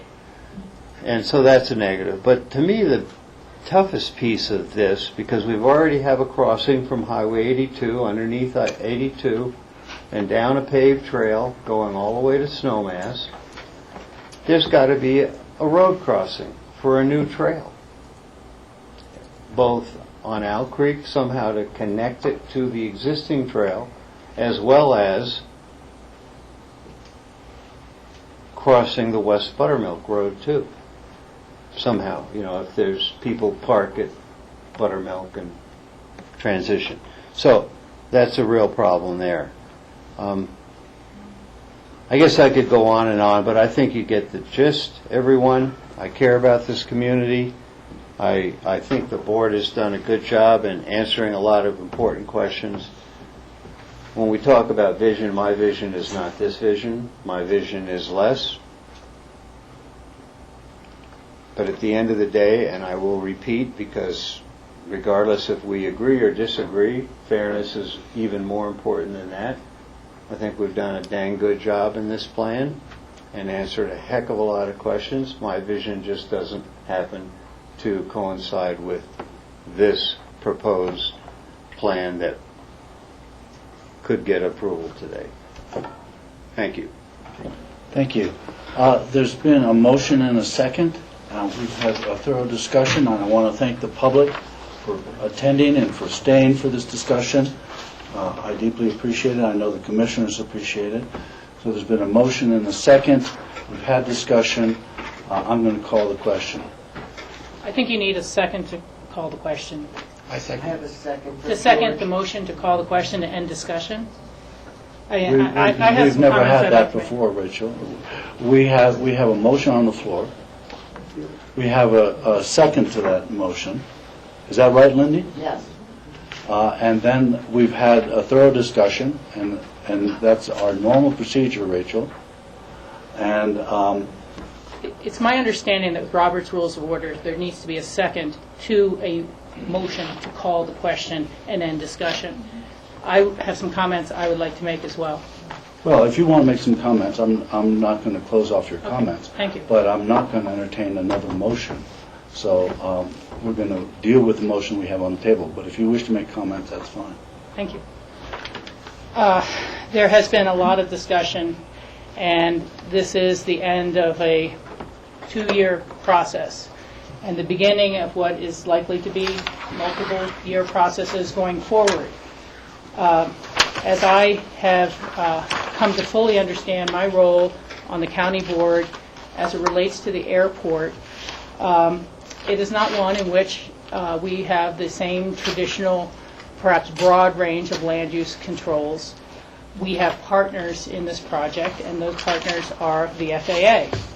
And while it is our obligation, our proprietary interest, to make sure that we're legally compliant, we're financially stable, that we have discretion as to who we lease to, we have to maintain safety, and we can determine particular activities on the airport.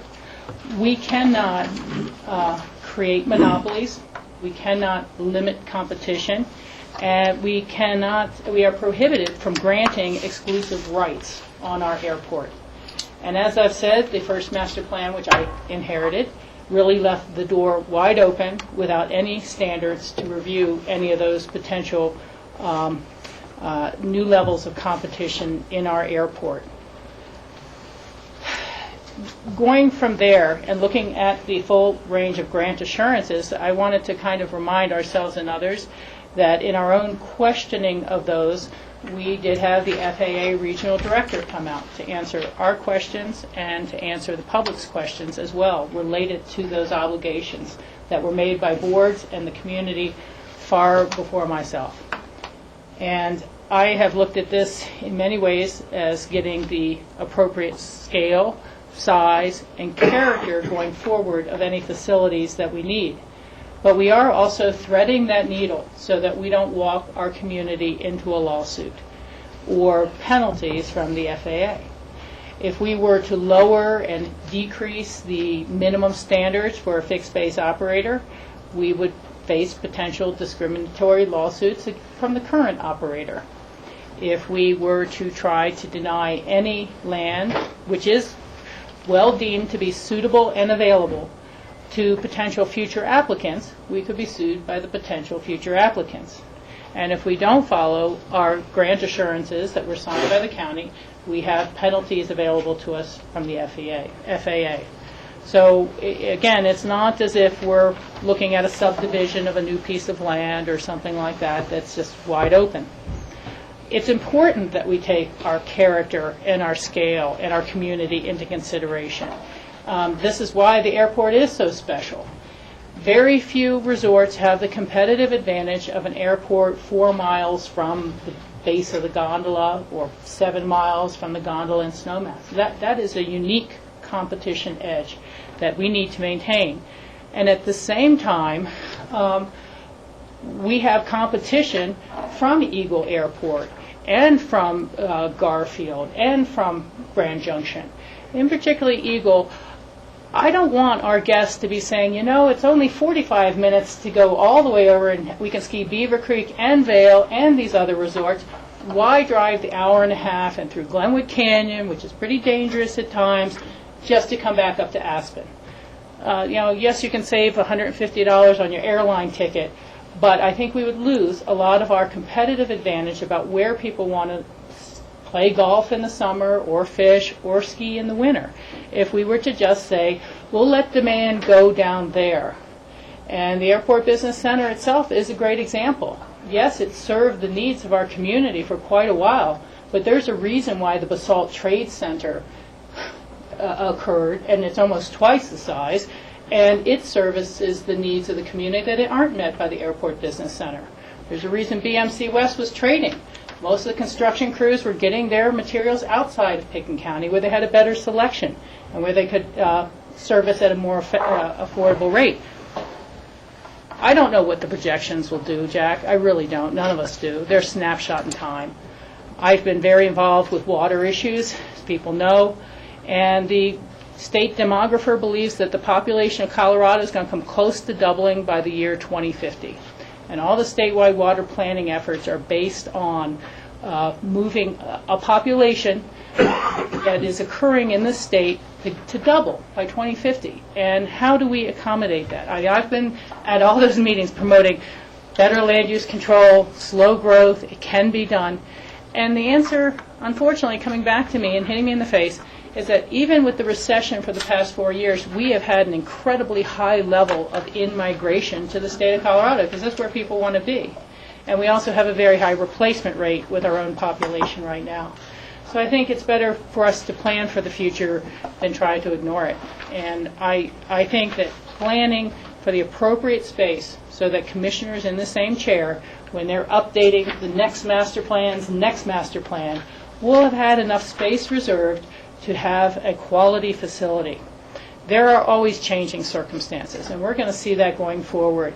I was just reading an article about how turboprop planes are making a comeback in the industry over regional jets because they're more fuel efficient, and how no one thought there'd be any turboprops left by now. It would all be regional jets.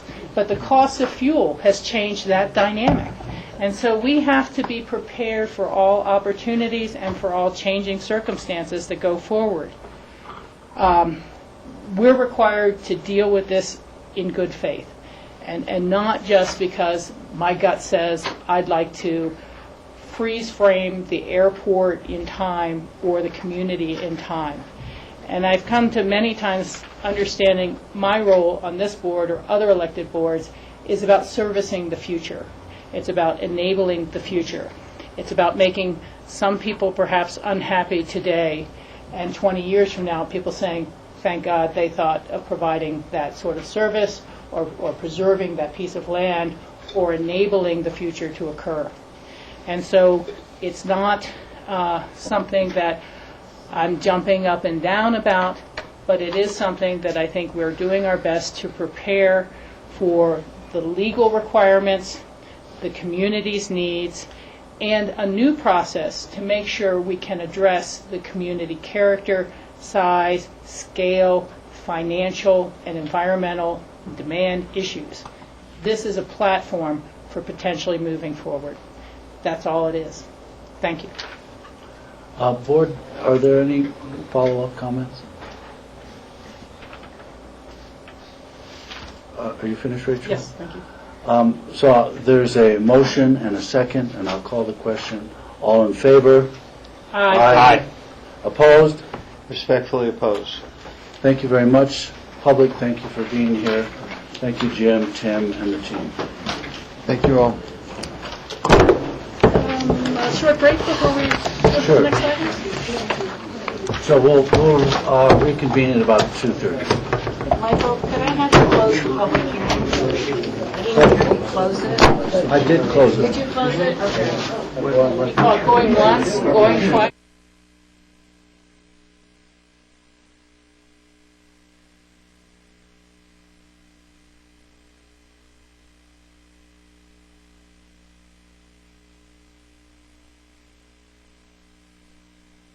For December the 5th, 2012, we've just finished with the airport master plan, and we're now going on to our other regular business, and we are at land use consent public hearings. We have the Lanedo 12. We have to table, we have to continue. Continue the first sentence. Sorry, John. But we had added the two emergency. I'm just going to try to get through the business that we're going to get over with. So we have the Lanedo 12 LLC Silver Creek Lot 2. We have the Lanedo 12 LLC Hidden Treasure Parcel. We have the Last Chance Number 2 Inc. and we have the Last Chance Number 2 Inc. These have all been continued to February 13th, 2013. Is there a motion to continue these? So moved. Second. It is a public hearing. Public hearing? Are there members of the public here who wish to comment on these Lanedo items? Seeing none, we'll close the public hearing. All in favor? Aye. Aye. We do have an additional two ordinances in front of us. Are they both emergency ordinances? One's emergency reso, and one is emergency ordinance. Board, which would you like to address first? I might suggest taking the one from the jail first, since I think Lance has to be here anyway. Okay, Don, do you want to come forward and explain this emergency resolution?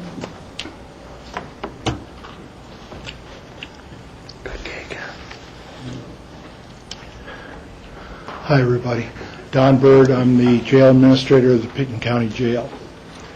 The purpose of this resolution is to address a need we have in the jail that we can't fill locally. We have a inmate who has been incarcerated for quite some time. The person is a pre-sentence inmate. That's our classification. They're awaiting trial on felony charges. The person is in need of medical treatment that can only be provided in Denver. I mean, it can't be provided locally.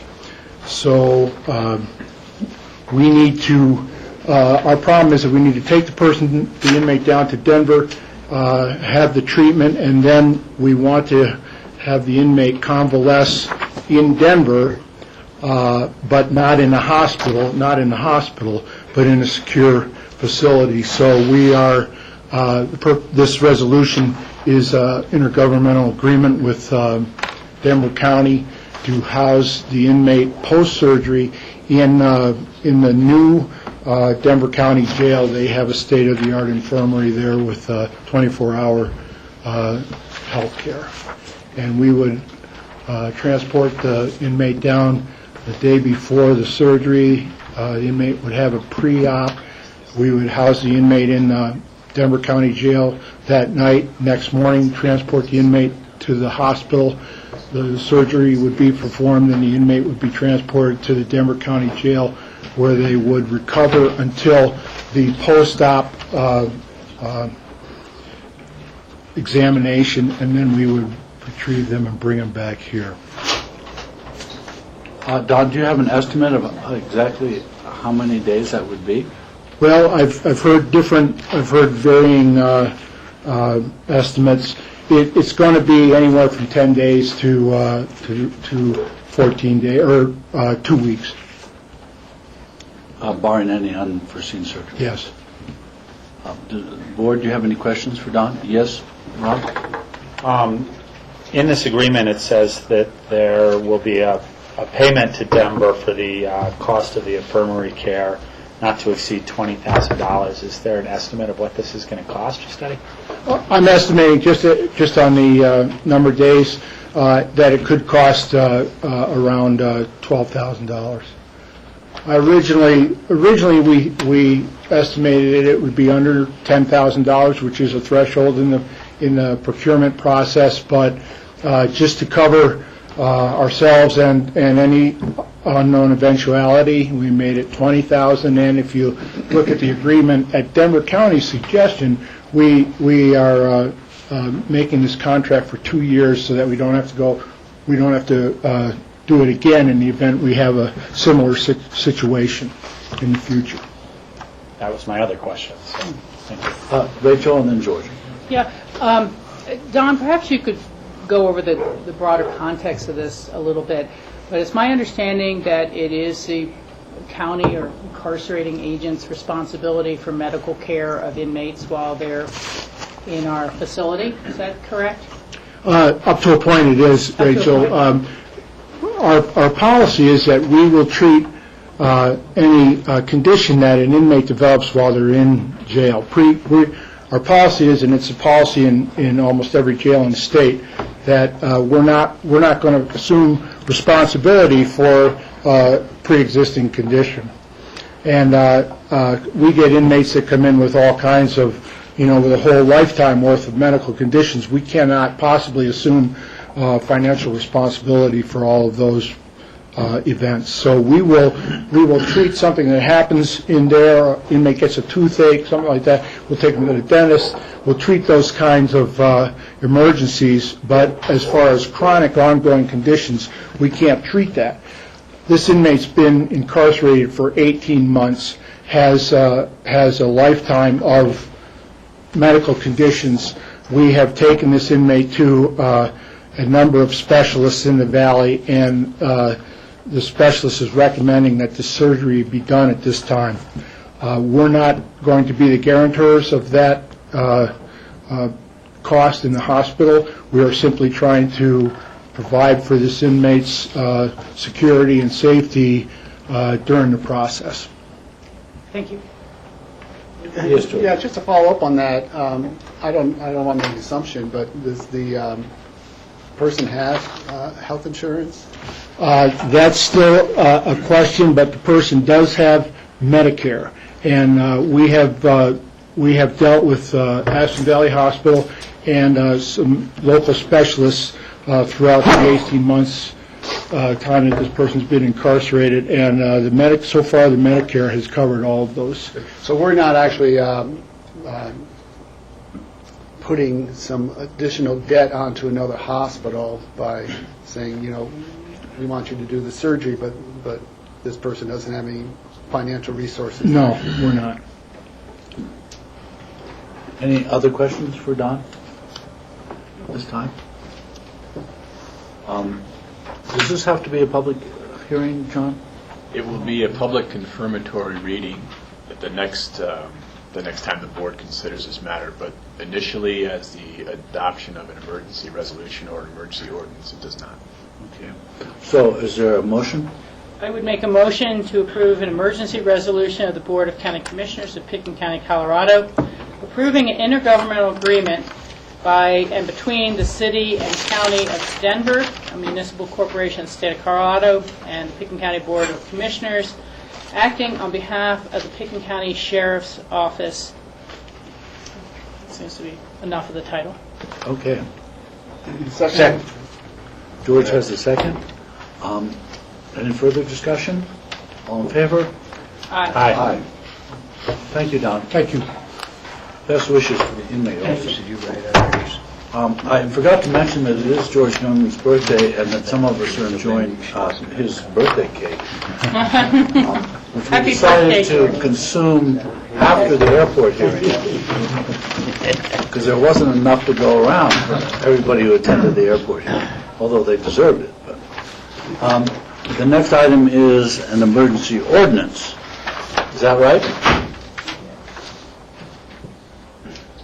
And Lance, do you want to outline that emergency ordinance? I will, and thank the Attorney's Office for preparing this for us. The reason that we have brought this before you in the emergency configuration is that with the Pickens County hearing officer, the previous hearing officer was Jim True, and his rate was $175 an hour. When it was determined that he no longer could serve as the hearing officer because of his appointment as the Aspen City Attorney, the Attorney's Office retained Tom Smith, who is currently our hearing officer. And the fee that was negotiated for Mr. Smith is $225 an hour. The fee schedule that affects all planning and building fees that was adopted by Ordinance Number 30, 2009, has the specific number of $175 an hour in there. And the way that the hearing officer is funded is it's a direct pass-through. So the hearing officer keeps track of the time with regard to each case that he or she works on. He then bills the Community Development Department for those hours at that rate, and then we bill the applicant.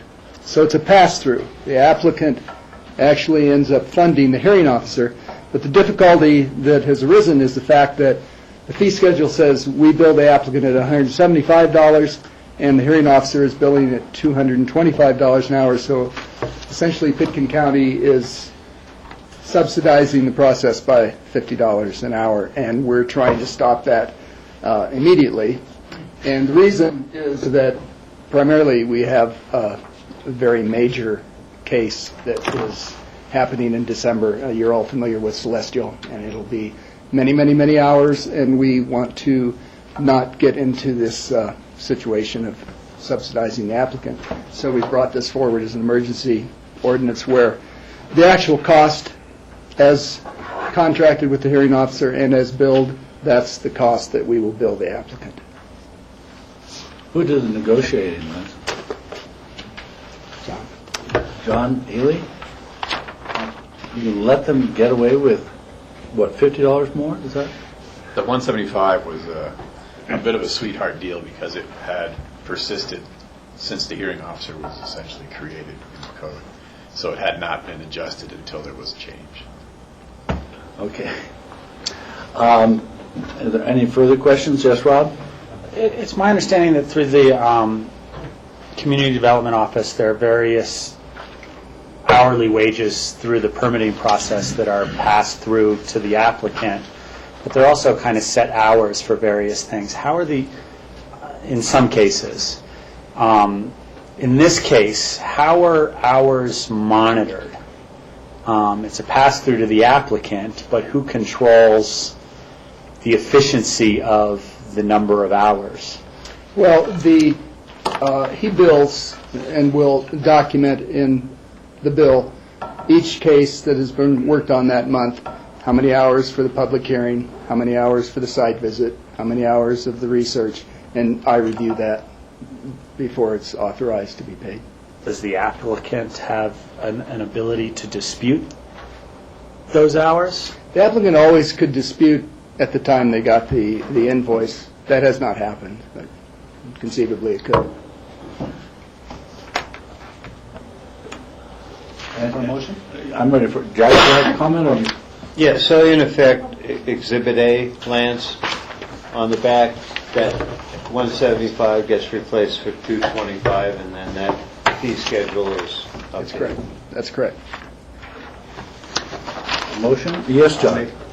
Before the board or the chair accepts a motion, I would request the board to consider one change, and that is that we add within the body of the recitals as an additional paragraph 7 that the board recognizes this ordinance as a rule of general applicability.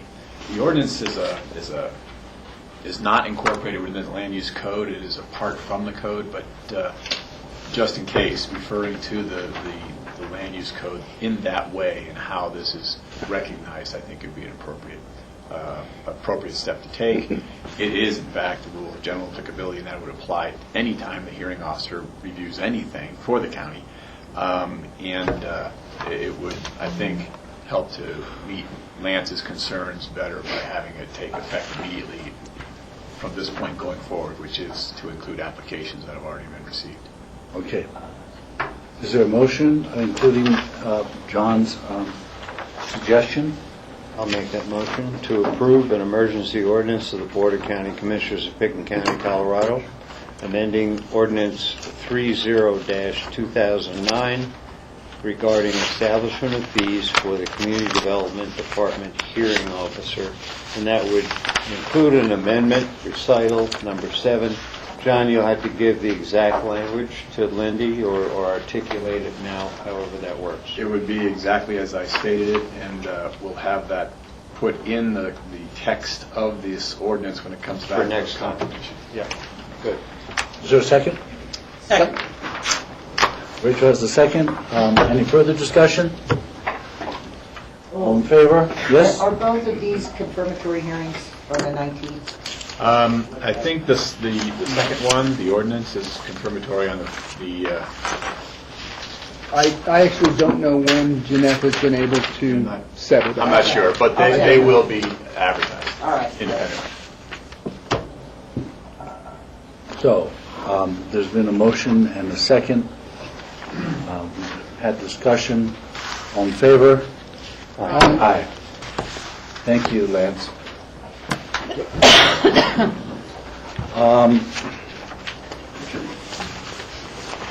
We will now move on to land use actions. This is the sharp takings determination with Lance Clark and the applicant. Yes, Peter Thomas is here, and Mr. Sharp, and there you go.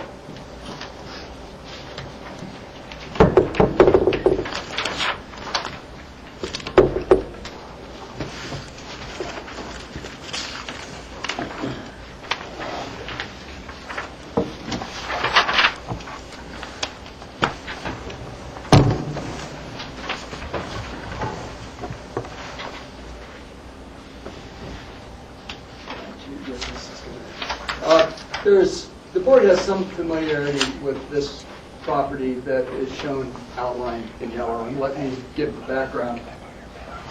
This is a property in the Capitol Woods subdivision, 37 Starlit Lane, Lot 2, Filing 1, Capitol Woods subdivision.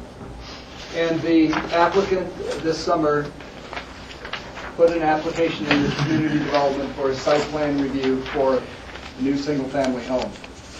That site plan review was denied by the community development director because the proposed house site was within the 100-foot setback of Capitol Creek, which is not allowed by the code. The question being, of course, well, there appears to already be a house. Some of you will remember a couple years ago, because this particular property came up when the Board of County Commissioners was considering extending building permits for various permits throughout the county that were expiring. there was a house that began construction, failed to continue construction in a timely manner on this property, and the permit was expired, and the permit was lost. Mr. Sharp did come before the BOCC at the time that you were extending permits to ask that his particular situation be included in the timeline for extensions, and consideration was given to that, and it was not. So what happened was in 2006, when we had a 20-foot streamside setback, there was an activity envelope approved within 20 feet of Capitol Creek. Building permit was properly issued. Construction was commenced. And then later, for reasons that Mr. Sharp and Mr. Thomas will explain, construction stopped after a period of time where the continuation no longer met the terms of the building code. The permit expired. A couple of years have passed since that time, and the determination that we made working together with how can anything go forward on this lot at this time was, well, since the permit is expired and the land use approval is no longer vested, the only opportunity is to come forward with a new land use application. That came forward in July for essentially the same building envelope that was approved in 2006, 20 feet from the creek, which could no longer be approved. So the community development director denied the application for site plan approval. The applicant is before you today requesting a determination that that denial constitutes a takings of all viable use on the property. And ultimately, the applicant would propose that there be some remediation of that taking. Their particular proposal is that they be allowed to go forward with the house as originally approved in 2006. That's clearly the determination of the Board of County Commissioners. But you have had takings determinations before, and as you know, the way we do them is we separate the taking from the remediation. We don't want to presume that a taking will be found. So this hearing is for the board to make a determination of whether or not the denial of that site plan constitutes a taking of all viable use of the property. Staff's position is that it essentially does. This is kind of difficult, but you have it in your packet, and perhaps you can look at it more closely. But this is the outline of the lot. This is Capitol Creek in blue. This is the access easement that runs through the Capitol Woods subdivision on this side of the creek. This is the building envelope that was proposed this time and in 2006. And this is the house that already is partially constructed, as you can see in some pictures you also have in your packet. This line here, which does not show up as well, this red line, red dotted line, is 100 feet from the mean high water line of the creek. So essentially, on this side of the creek, the side that the house was started and is proposed, there is really nothing.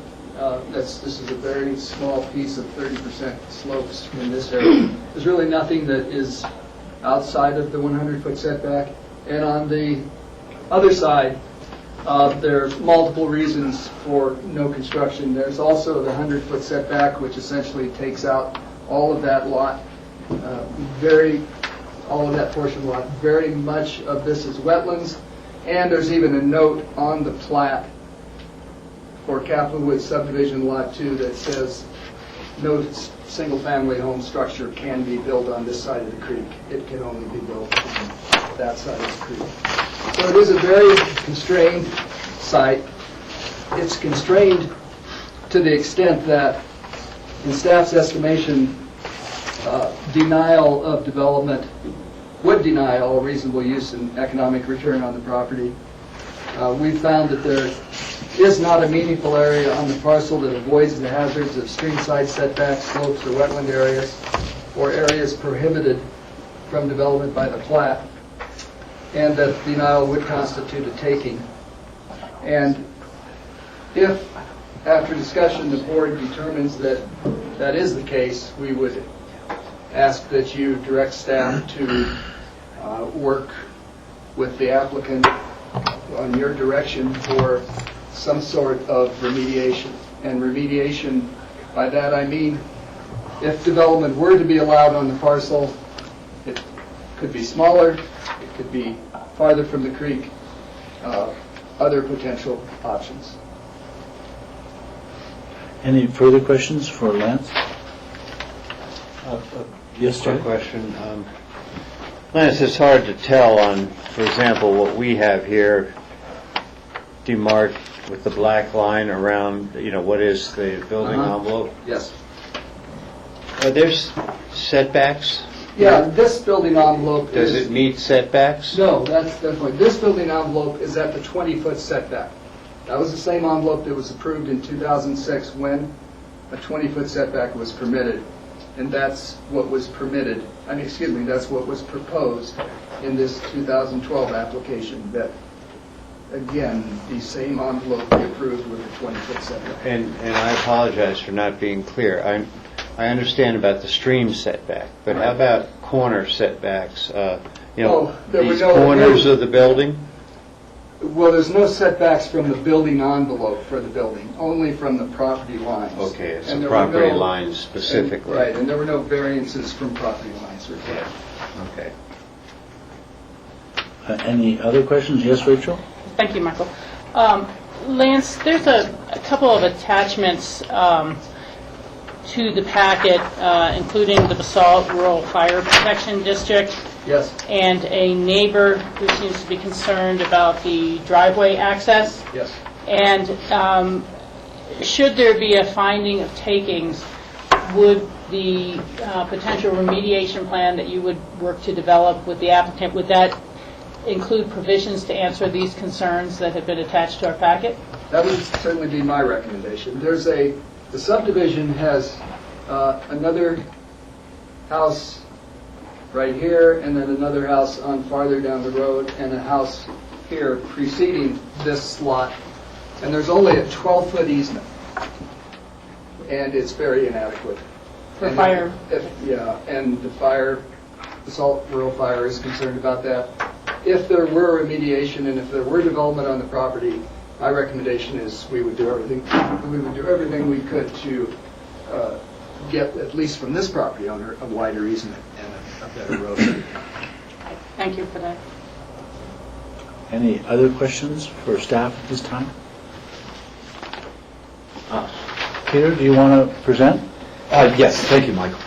And as Lance pointed out, I think most of you already have some familiarity with this property. Rob and John, I think this might be the first time you guys have seen anything on this. So perhaps just to add a little bit of additional color to the background of how we got here. My client, Grant Sharp, and his wife, Christina, bought the property back in 2004. There was a small little cabin, very modest size, about 1,400 square feet on the property, and they moved in, and that was where they lived. And a couple years later, they had their first kid, and baby stuff starts busting out the door. They realized they needed a little more space, and so approached the county with the land use application, and that application was approved in 2006.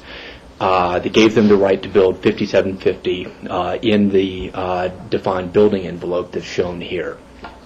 They started to build and in 2008, and unfortunately, as you can imagine, the timing was all wrong, and they fell victim, like many others, to the Great Recession and ran out of money and couldn't get financing after investing almost $250,000 or perhaps a little bit more into framing up the residence that Lance showed you in the prior slide. So they were unable to continue. And unfortunately, the building permit then expired. They approached the county and asked for, in early 2012, and asked for an extension of the building permit.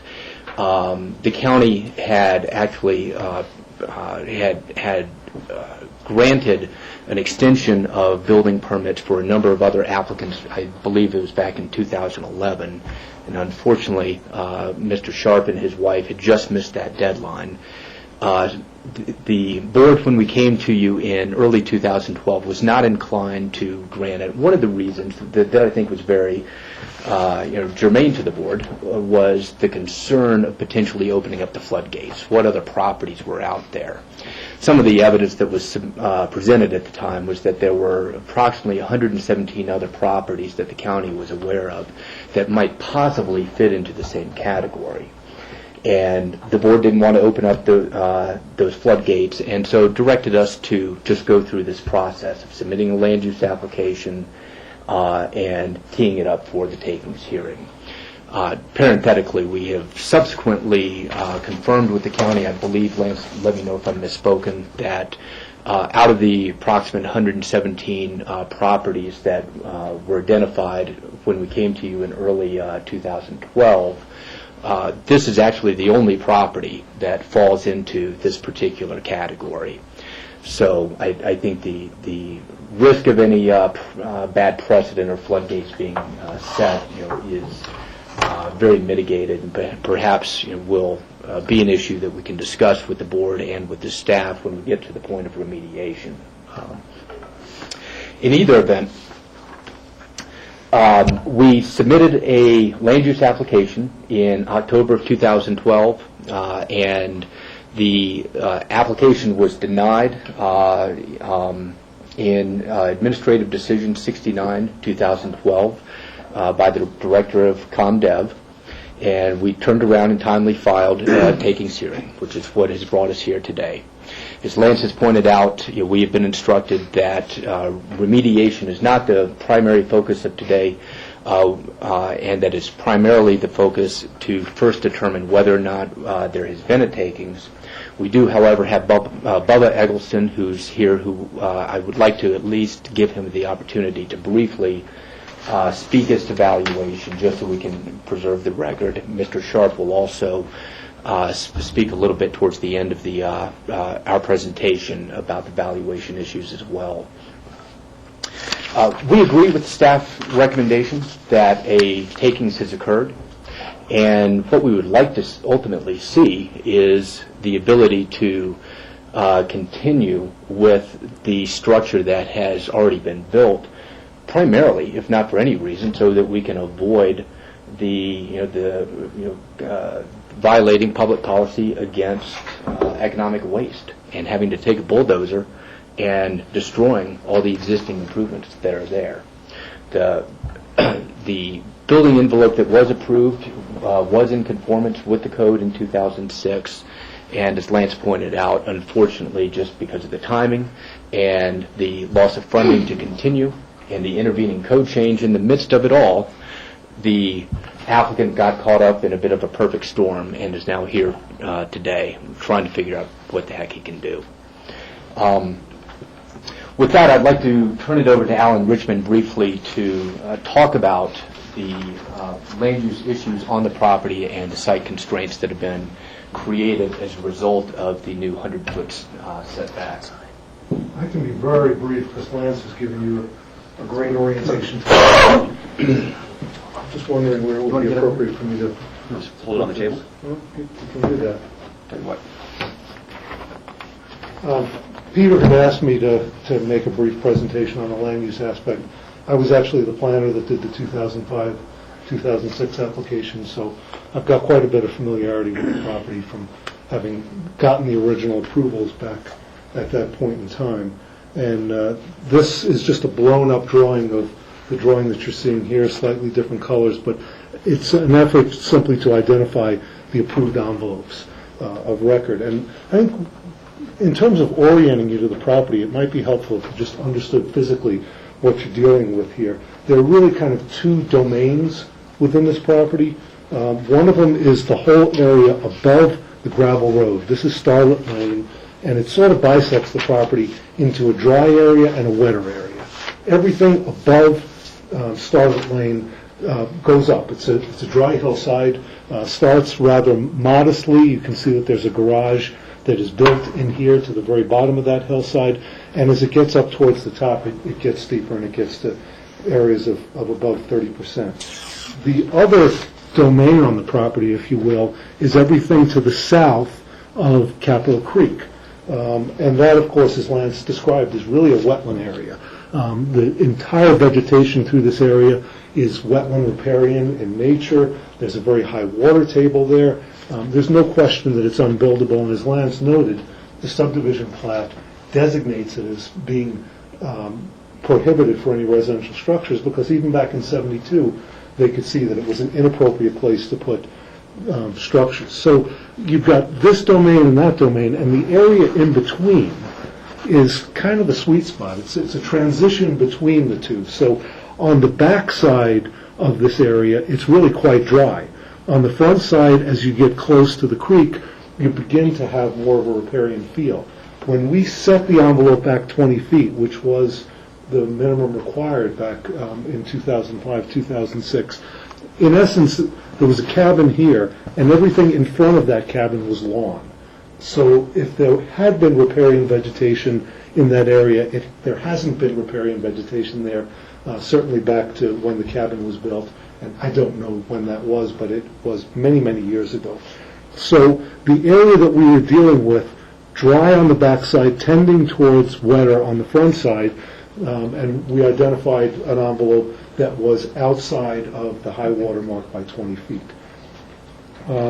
The other drawing that I want to show you is just an illustration that we've made of precisely how encumbered this property is. I think it's a lot clearer than what was submitted in the application. So again, high water mark and high water mark below. We actually never designated a high water mark, but we've used the most conservative determinations. So 100 feet, as Lance has shown there, same basic area. Everything that's in this hatched zone here is within 100 feet of the high water mark. So in essence, there is nowhere on this property that one could put a building envelope. Same thing down here. The only areas, these white areas, are the only areas on the property that sit more than 100 feet back from the setback. So it seems to me a very obvious determination. There is nowhere on this property that one could put a building envelope and comply with the 100-foot setback. As Lance noted, and as our surveyor has noted, all of this area up here is 30% slope, so it's constrained as well. And it's too small, and it's too awkwardly dimensioned to allow for a building envelope. You'll note here that this is the septic envelope, and we worked rather closely with environmental health to set that back sufficiently from the creek to meet county standards. There's no variance there from health standards, and you need that envelope to build a house. You couldn't possibly build a house here without going into that envelope. So there isn't anywhere that you could find an envelope here. So from my standpoint, it's fairly obvious there is a takings. Thank you. Thanks, Alan. Well, as the old saw goes about a picture being worth 1,000 words, I think this really speaks for itself and shows just how self-evident the hearing is, or the taking is, and that without some relief from the board, the 100-foot setback has stripped all development potential and has eliminated any beneficial economical use of the property by the owner. With respect to remediation, Bubba Eggleston is here, and we'd like to let him speak for just a moment about valuation. And would you just explain Bubba's profession or qualifications? Absolutely. My name is Bubba Eggleston. I'm a real estate broker at Aspen Snowmass Sotheby's. Have been a broker for 7 years. Specialize in the Upper and Mid Valley, in the Roaring Fork Valley, working with buyers and sellers. So, in the real estate world, we have to come up with some sort of equalizer, and what works best throughout the valley or in a specific neighborhood is price per square foot. And it basically is our way to equalize and translate value between properties. And then we factor in some sort of uniqueness, whether it be the amount of land, the type of land, waterfront, riverfront, or new construction. So those can factor into value as well. And the sales in Old Snowmass of newer construction, I'll say over the last 2 years, have a pretty wide range, but we'll say $400 a square foot to $700 a square foot on a specific property when we get to the end that applies most to the Starlit Lane property, which I'll explain. On December 1st of last year, about a mile down Snowmass Creek Road at 776 Snowmass Creek Road, a home of new construction sold for $409 a square foot, and it was a 4-bedroom, a lot of similar characteristics. Did not have the waterfront. If you translate the $409 a square foot into what Grant and his wife have potentially asked to build here, it translates to about $2.35 million on the finished product. Then in August of 2011, Snowmass property, also on Snowmass Creek Road, sold for $616 a foot, which, if you were to apply that value, applies to about $3.54 million on Starlit Lane, not factoring in the uniqueness and waterfront of this potential home. And then, lastly, the closest comp, because literally it is across the creek and a little bit to the, I'll say, the north. A smaller home was built there, a 2,000 square foot home that sold for $714 a square foot. And it's a very unique.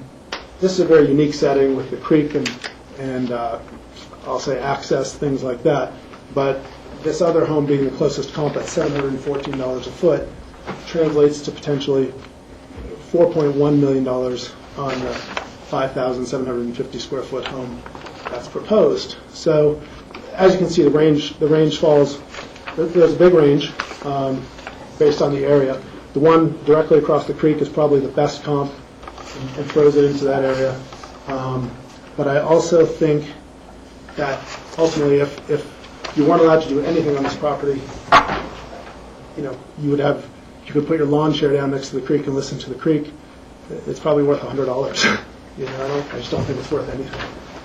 So that's kind of what I'm here to establish is the potential values.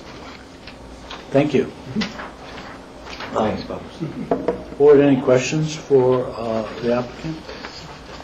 Michael, may I finish up real fast? Oh, okay, I'm sorry. I thought you were done. Well, we almost are. In addition, the land use code, in addition to the valuation, also requires that the board take a look at the reasonable investment-backed expectations of the owner. And so to that element, I wanted to let Grant Sharp, the owner, actually speak to that, if he may. Sure. Thank you. If you recall, when we were here last time, I came in asking not necessarily for anything but guidance on what to do. Your guidance was to go through the process with Lance, which we did. I should say my wife wanted to be here, but was worried she'd get too emotional, so I'm going to try not to get too emotional. But we bought the house. The logs are actually from Lanedo. It's a cool log cabin. 2 brothers built it. The next door neighbors, the Millettes, they also built that one as well. We loved the house. We bought it. We moved into it. We started our family there. I had my son and realized that we wanted to expand our family, but we would need to expand the house. Also, it was when it snowed, it kind of snowed through the logs, so we needed to do some maintenance. And so we took on the idea of expanding and found out quickly through Alan that if we didn't get a permit in, the setbacks would then put us in the situation that we're in today. So we put it in. My way of paying for it was going to be build another house nearby, sell it, use the proceeds, and live in it in between. Of course, being possibly foolish and some bad timing, I ended up taking a loan for buying a piece of property in Old Snowmass, taking a loan for $1.9 million, and then having to sell the property for $1.75. So I lost out on the land costs. I had to pay off the rest of the loan, and at the same time trying to build this other one, I had to pull the plug. When I came to you before, I asked you what to do, and now I'm back here asking you to help me. You know, the house that we dreamed of now has become my nightmare. I can't live in it. I can't finish it to live in it. I can't sell it. So I don't know what to do, and I really can't afford to keep paying the mortgage on it. You know, and so now I've lost basically my shirt through all of this, and now I'm stuck with something that, you know, to be honest, I'm embarrassed to have it because I'm sure all the neighbors are wondering what's going on. It's basically built. You know, it was framed up. If you saw the pictures, it's there. Tearing it down, I don't have the money to tear it down. I don't have the money to keep paying the mortgage on it. So, I don't know what it is that can be done. I'm trying to learn about this process, but I'm here asking you to help me because this has become a nightmare for me. I'm stuck in a no man's land with basically nothing to do. So I guess you guys are who I'm asking for help to tell me what it is I can do, because at the moment, it's kind of hopeless. Thank you, Grant. Let's make sure that Peter's finished with his presentation. We are, Michael. Thanks. Okay, thank you. So, George, go ahead. A couple of comments and then a question. I think the evaluation is almost irrelevant, and I would question its accuracy. Appraiser would not use a price per square foot for a home on a lot. They would use a price per square foot for a condo. So that is aside. But your comments in terms of you've lost your shirt, you can't pay your mortgage, you don't know where you go. So if you were granted a takings, what would you do? What would be your next step? I guess it depends on what that means. If I'm granted a takings, correct me if I'm wrong, my understanding means that then there's nothing I can do with the property, and then it goes into some kind of conversation on what the value is. And so, until I'm granted the takings and told what I can do, I don't know. In a perfect world, what would I love? I would love to get the permit and go back and finish building it. It's the cabin that we love is there, and we love the cabin so much that we built the whole other house around it. The cabin's still right there. So what would I do in the perfect world is I'd go back and pick up where I left off and finish it. I didn't take a loan out. I put my cash into it. I have a loan on the original house, but all the construction, everything I did, I paid for out of pocket. So if I can go back now, I couldn't go to the bank when I borrowed 1.9 and sold the house, and I had to make up the difference and ask them for more money. And now to go I can't get a loan without a permit. So what would I do? I would finish it, or find a way to do something. But right now I can't even go to anyone and without figuring out where I am first. Well, I'm sorry, I should have been clear. So you have the financial resources. If you were able to finish it, you would be able to finish it? I would try and go and get a loan. If I can't do that, then I'd come up with something else. Right now, everything I have left is tied up in that property, and short of being able to do something with it, I have to let it go, and then I have absolutely nothing. Okay, thank you. Let me just ask, Grant, it's been asserted that there's no other building area on this property. Is that your opinion also? Oh, yeah. I know every inch of that property, and when Alan and I sat down and laid it out from the beginning, this was really the only way. And working with environmental health, because every part of the property is so close to the creek, the way it snakes through there, we had to find what was then cutting edge technology for the septic, and where we put the septic that literally by the time it was treated, the water could be even released into the creek if you wanted to. It was so great, but that was how hard it was to develop the site. Was we had to find this state-of-the-art septic system just to be able to put a septic field in. Okay, thank you. Yes, Jack. I'm sure we have sensitivity to your situation, but to me, the question to be answered today is the one we're being asked. Has the takings occurred? It has nothing to do with valuation, though we understand the piece about expectations, but that's not even a question. Can you build or not? to meet the current code. Can't build? Let's move forward, declare it takings, and move on. You know, I mean, for me, I probably won't be here when remediation comes back. I don't have a problem with the existing house because you just can't move the stream, and I don't like tearing down homes. But I would want to make sure by survey that this existing line that says edge of creek and where the home is actually built, it meets the original code's setback, which is 20 feet, because when I look at this little note here on our Exhibit A, it really is questionable, but hey, who knows if this is the scale of this. I expect staff will check this in the field or whatever it requires, because you got to meet the original code. We slagged every bit of that. I was at this day that Eric Pedersen. Okay, so, you know, let's move forward with the takings. You know, my view is, well, gee, if we can work with the house, staff would agree maybe of leaving what is, let's just move forward. But that's a future consideration. That's only my opinion.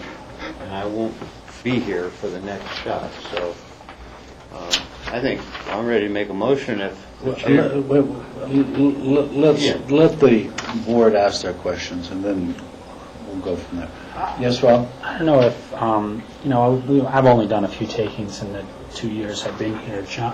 If John Ely could just give a little synopsis of what's coming forward here. If we declare takings, then that goes through remediation hearings, and then the remediation hearings will define what the board finds in terms of either compensation or variance to the code. Is that? That's correct. So we will go through some sort of remediation hearing if a takings is declared today, where we would determine either a compensation for the applicant for loss of value based on our restriction of the land use, or a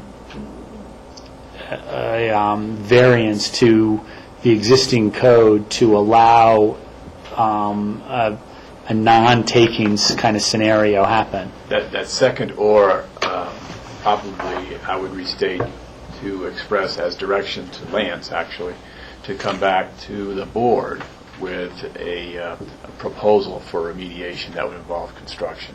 And therefore, that would incorporate trying to accommodate as much of or whatever limitations are on the site of the setbacks, of the other development criteria that are in the code, of the comments that were furnished to the board in this packet, the road, particularly the road and the comments from the fire district, as well as the statements made by Peter in his submission to the board.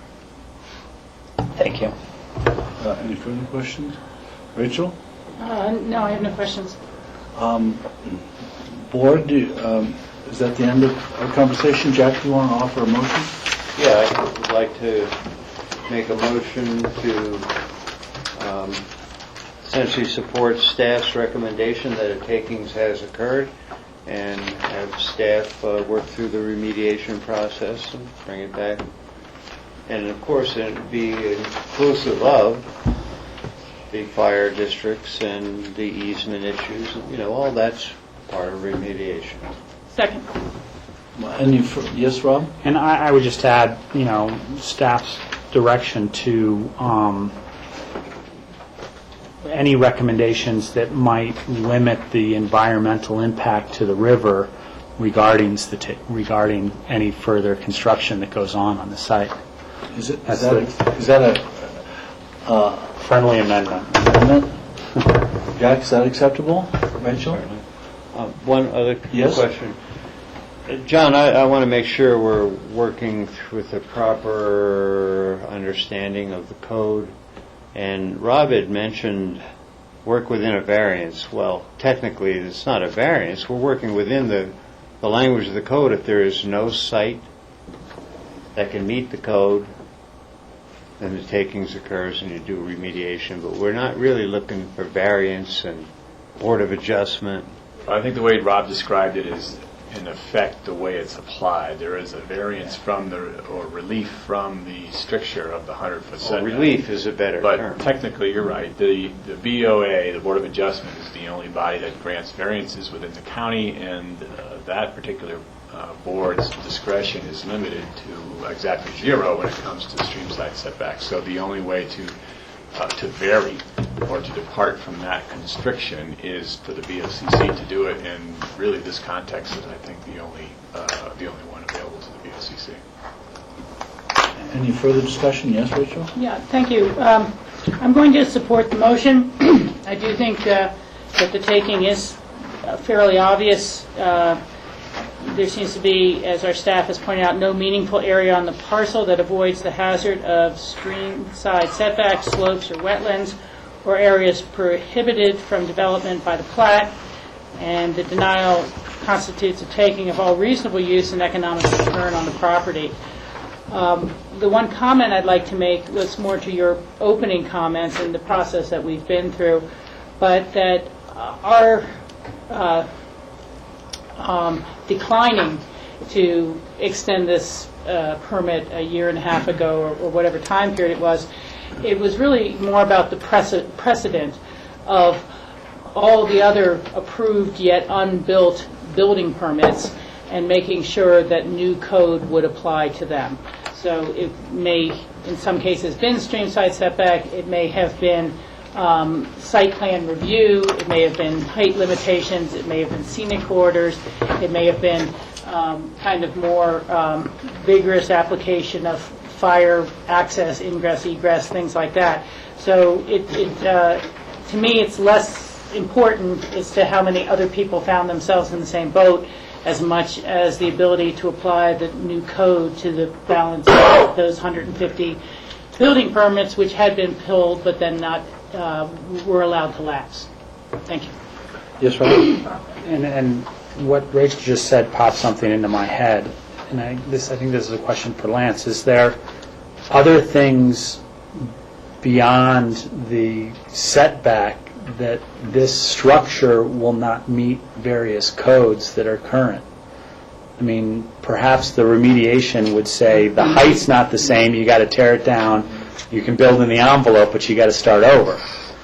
The only difficulty with the code is that current envelope that has the 20-foot setback. That's the only thing that's not. Now, through remediation, Yeah. it may be something else. We may say it's better to build on slopes exceeding 30% than to be 20 feet from the creek.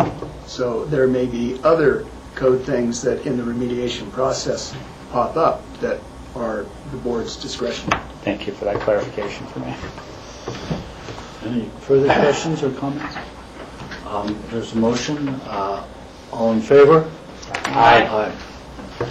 Thank you very much, gentlemen. Hey, thank you. Appreciate it. For a check birthday. Hey, Lance. Can I just give these to you so we've got a record of the demonstration? Thanks. John, good to see you. Make sure Lindy has a copy for the record. Do you get those maps? Yeah, I did. Been working with you all these years at Snowmass and here. There's And maybe not 14ers, but I don't think I can handle it. We'll have to get our feet up there. John, is there any matters for open discussion? I addressed my issues yesterday. Board, any open discussion? Ms. Jeff? Yeah, John, I have a question, and I think you've been involved in this. I had a resident call me and bring to my attention that there's been a request for a special use permit for fireworks on the east side of town. He made several arguments about wildlife disturbance of, noise disturbance, etc., as well as public safety. I did talk to Joe DeSalvo, our sheriff, and he said he really doesn't think the public safety issue is one because moisture content, etc. But how about noise? This is a private function, not a public function. And we know the east side, I mean, we has very important natural landscape characteristics, wildlife, etc., and we've done a lot to purchase property, and for all those good reasons. Is it something that we can question, in your opinion, further? You know, I really don't know internally if this is where this is at, except for Joe told me he signed off. Right, and the permit came into the manager's office while Rachel and I were at CCI.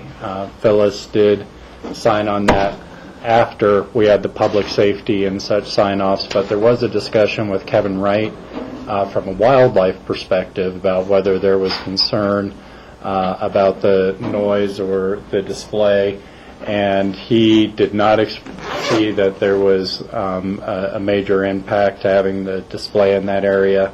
I believe I received a call from the same individual. The same permit was issued last year, and we didn't have any complaints from neighbors or residents either. So we did address the noise, I think, from both a wildlife through a discussion with Kevin Wright, and then obviously the lack of complaints from neighbors that live in the area. Yeah, I maybe could have made a complaint personally. One of the homes I looked after had a broken window after that. Oh, is that? Oh, well, we weren't aware of that, Jack. Oh, well, no, and I thought it was pretty minor. It's pretty hard to pin it on per se. So Noise. But there was a cause and possibly a good effect, but something that I couldn't prove. Michael? Yes, Rich. Yeah, just to follow up on that briefly, and thank you for bringing that to the attention.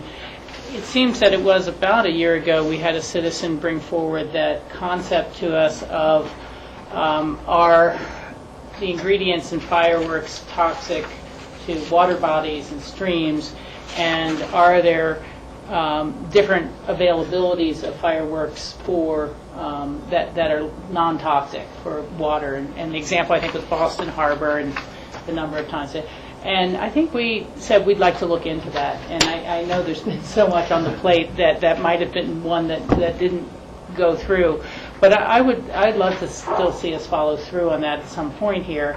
To discuss to find out, are there environmental impacts negative to the Roaring Fork and are there a different or better quality firework to buy these days, And so there's that aspect, and then the second is just on this general and broader fireworks procedure, and I'm not here to say I don't enjoy fireworks or that we shouldn't have fireworks or anything like that, but I do know that within the city, when people get permits for private displays or additional functions, they are at least required to do some sort of noticing so that individuals can, whether they tranquilize their dog or put them inside, make sure they don't run out when they hear the noise and things like that. And so I just think maybe, as we did our special events review, maybe it's time to review and take a look at those procedures to see.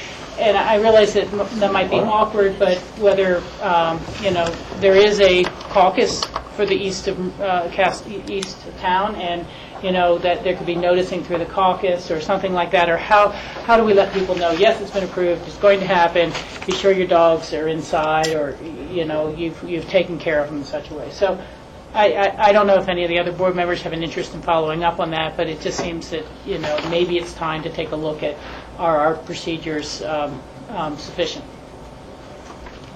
Yes, Chad? Yeah, I support that, Rachel, and I have to say I had forgotten. I mean, there's so many things going on at the end of the year anyway, but I had forgotten about, we were really interested in finding out about the environmental quality or those questions you just mentioned, so I would be supportive of not making this a priority. I mean, jump ahead of all the world of things that you might get to one of these days, John, but it's something we ought to at least address and put some thought into, ask our environmental health if there's any data available, etc. So the feeling of the board is we need to review fireworks permitting up and over and beyond safety and health concerns. And really, we're talking, or consider those, but also to consider the social and environmental concerns that might not be addressed in the special permit. So let's do that. Okay? Any other open discussion? Do you accept a motion to adjourn? Sure. Second. All in favor? Aye. Thank you. I just think a grab. Pack it up, take it home. If I could grab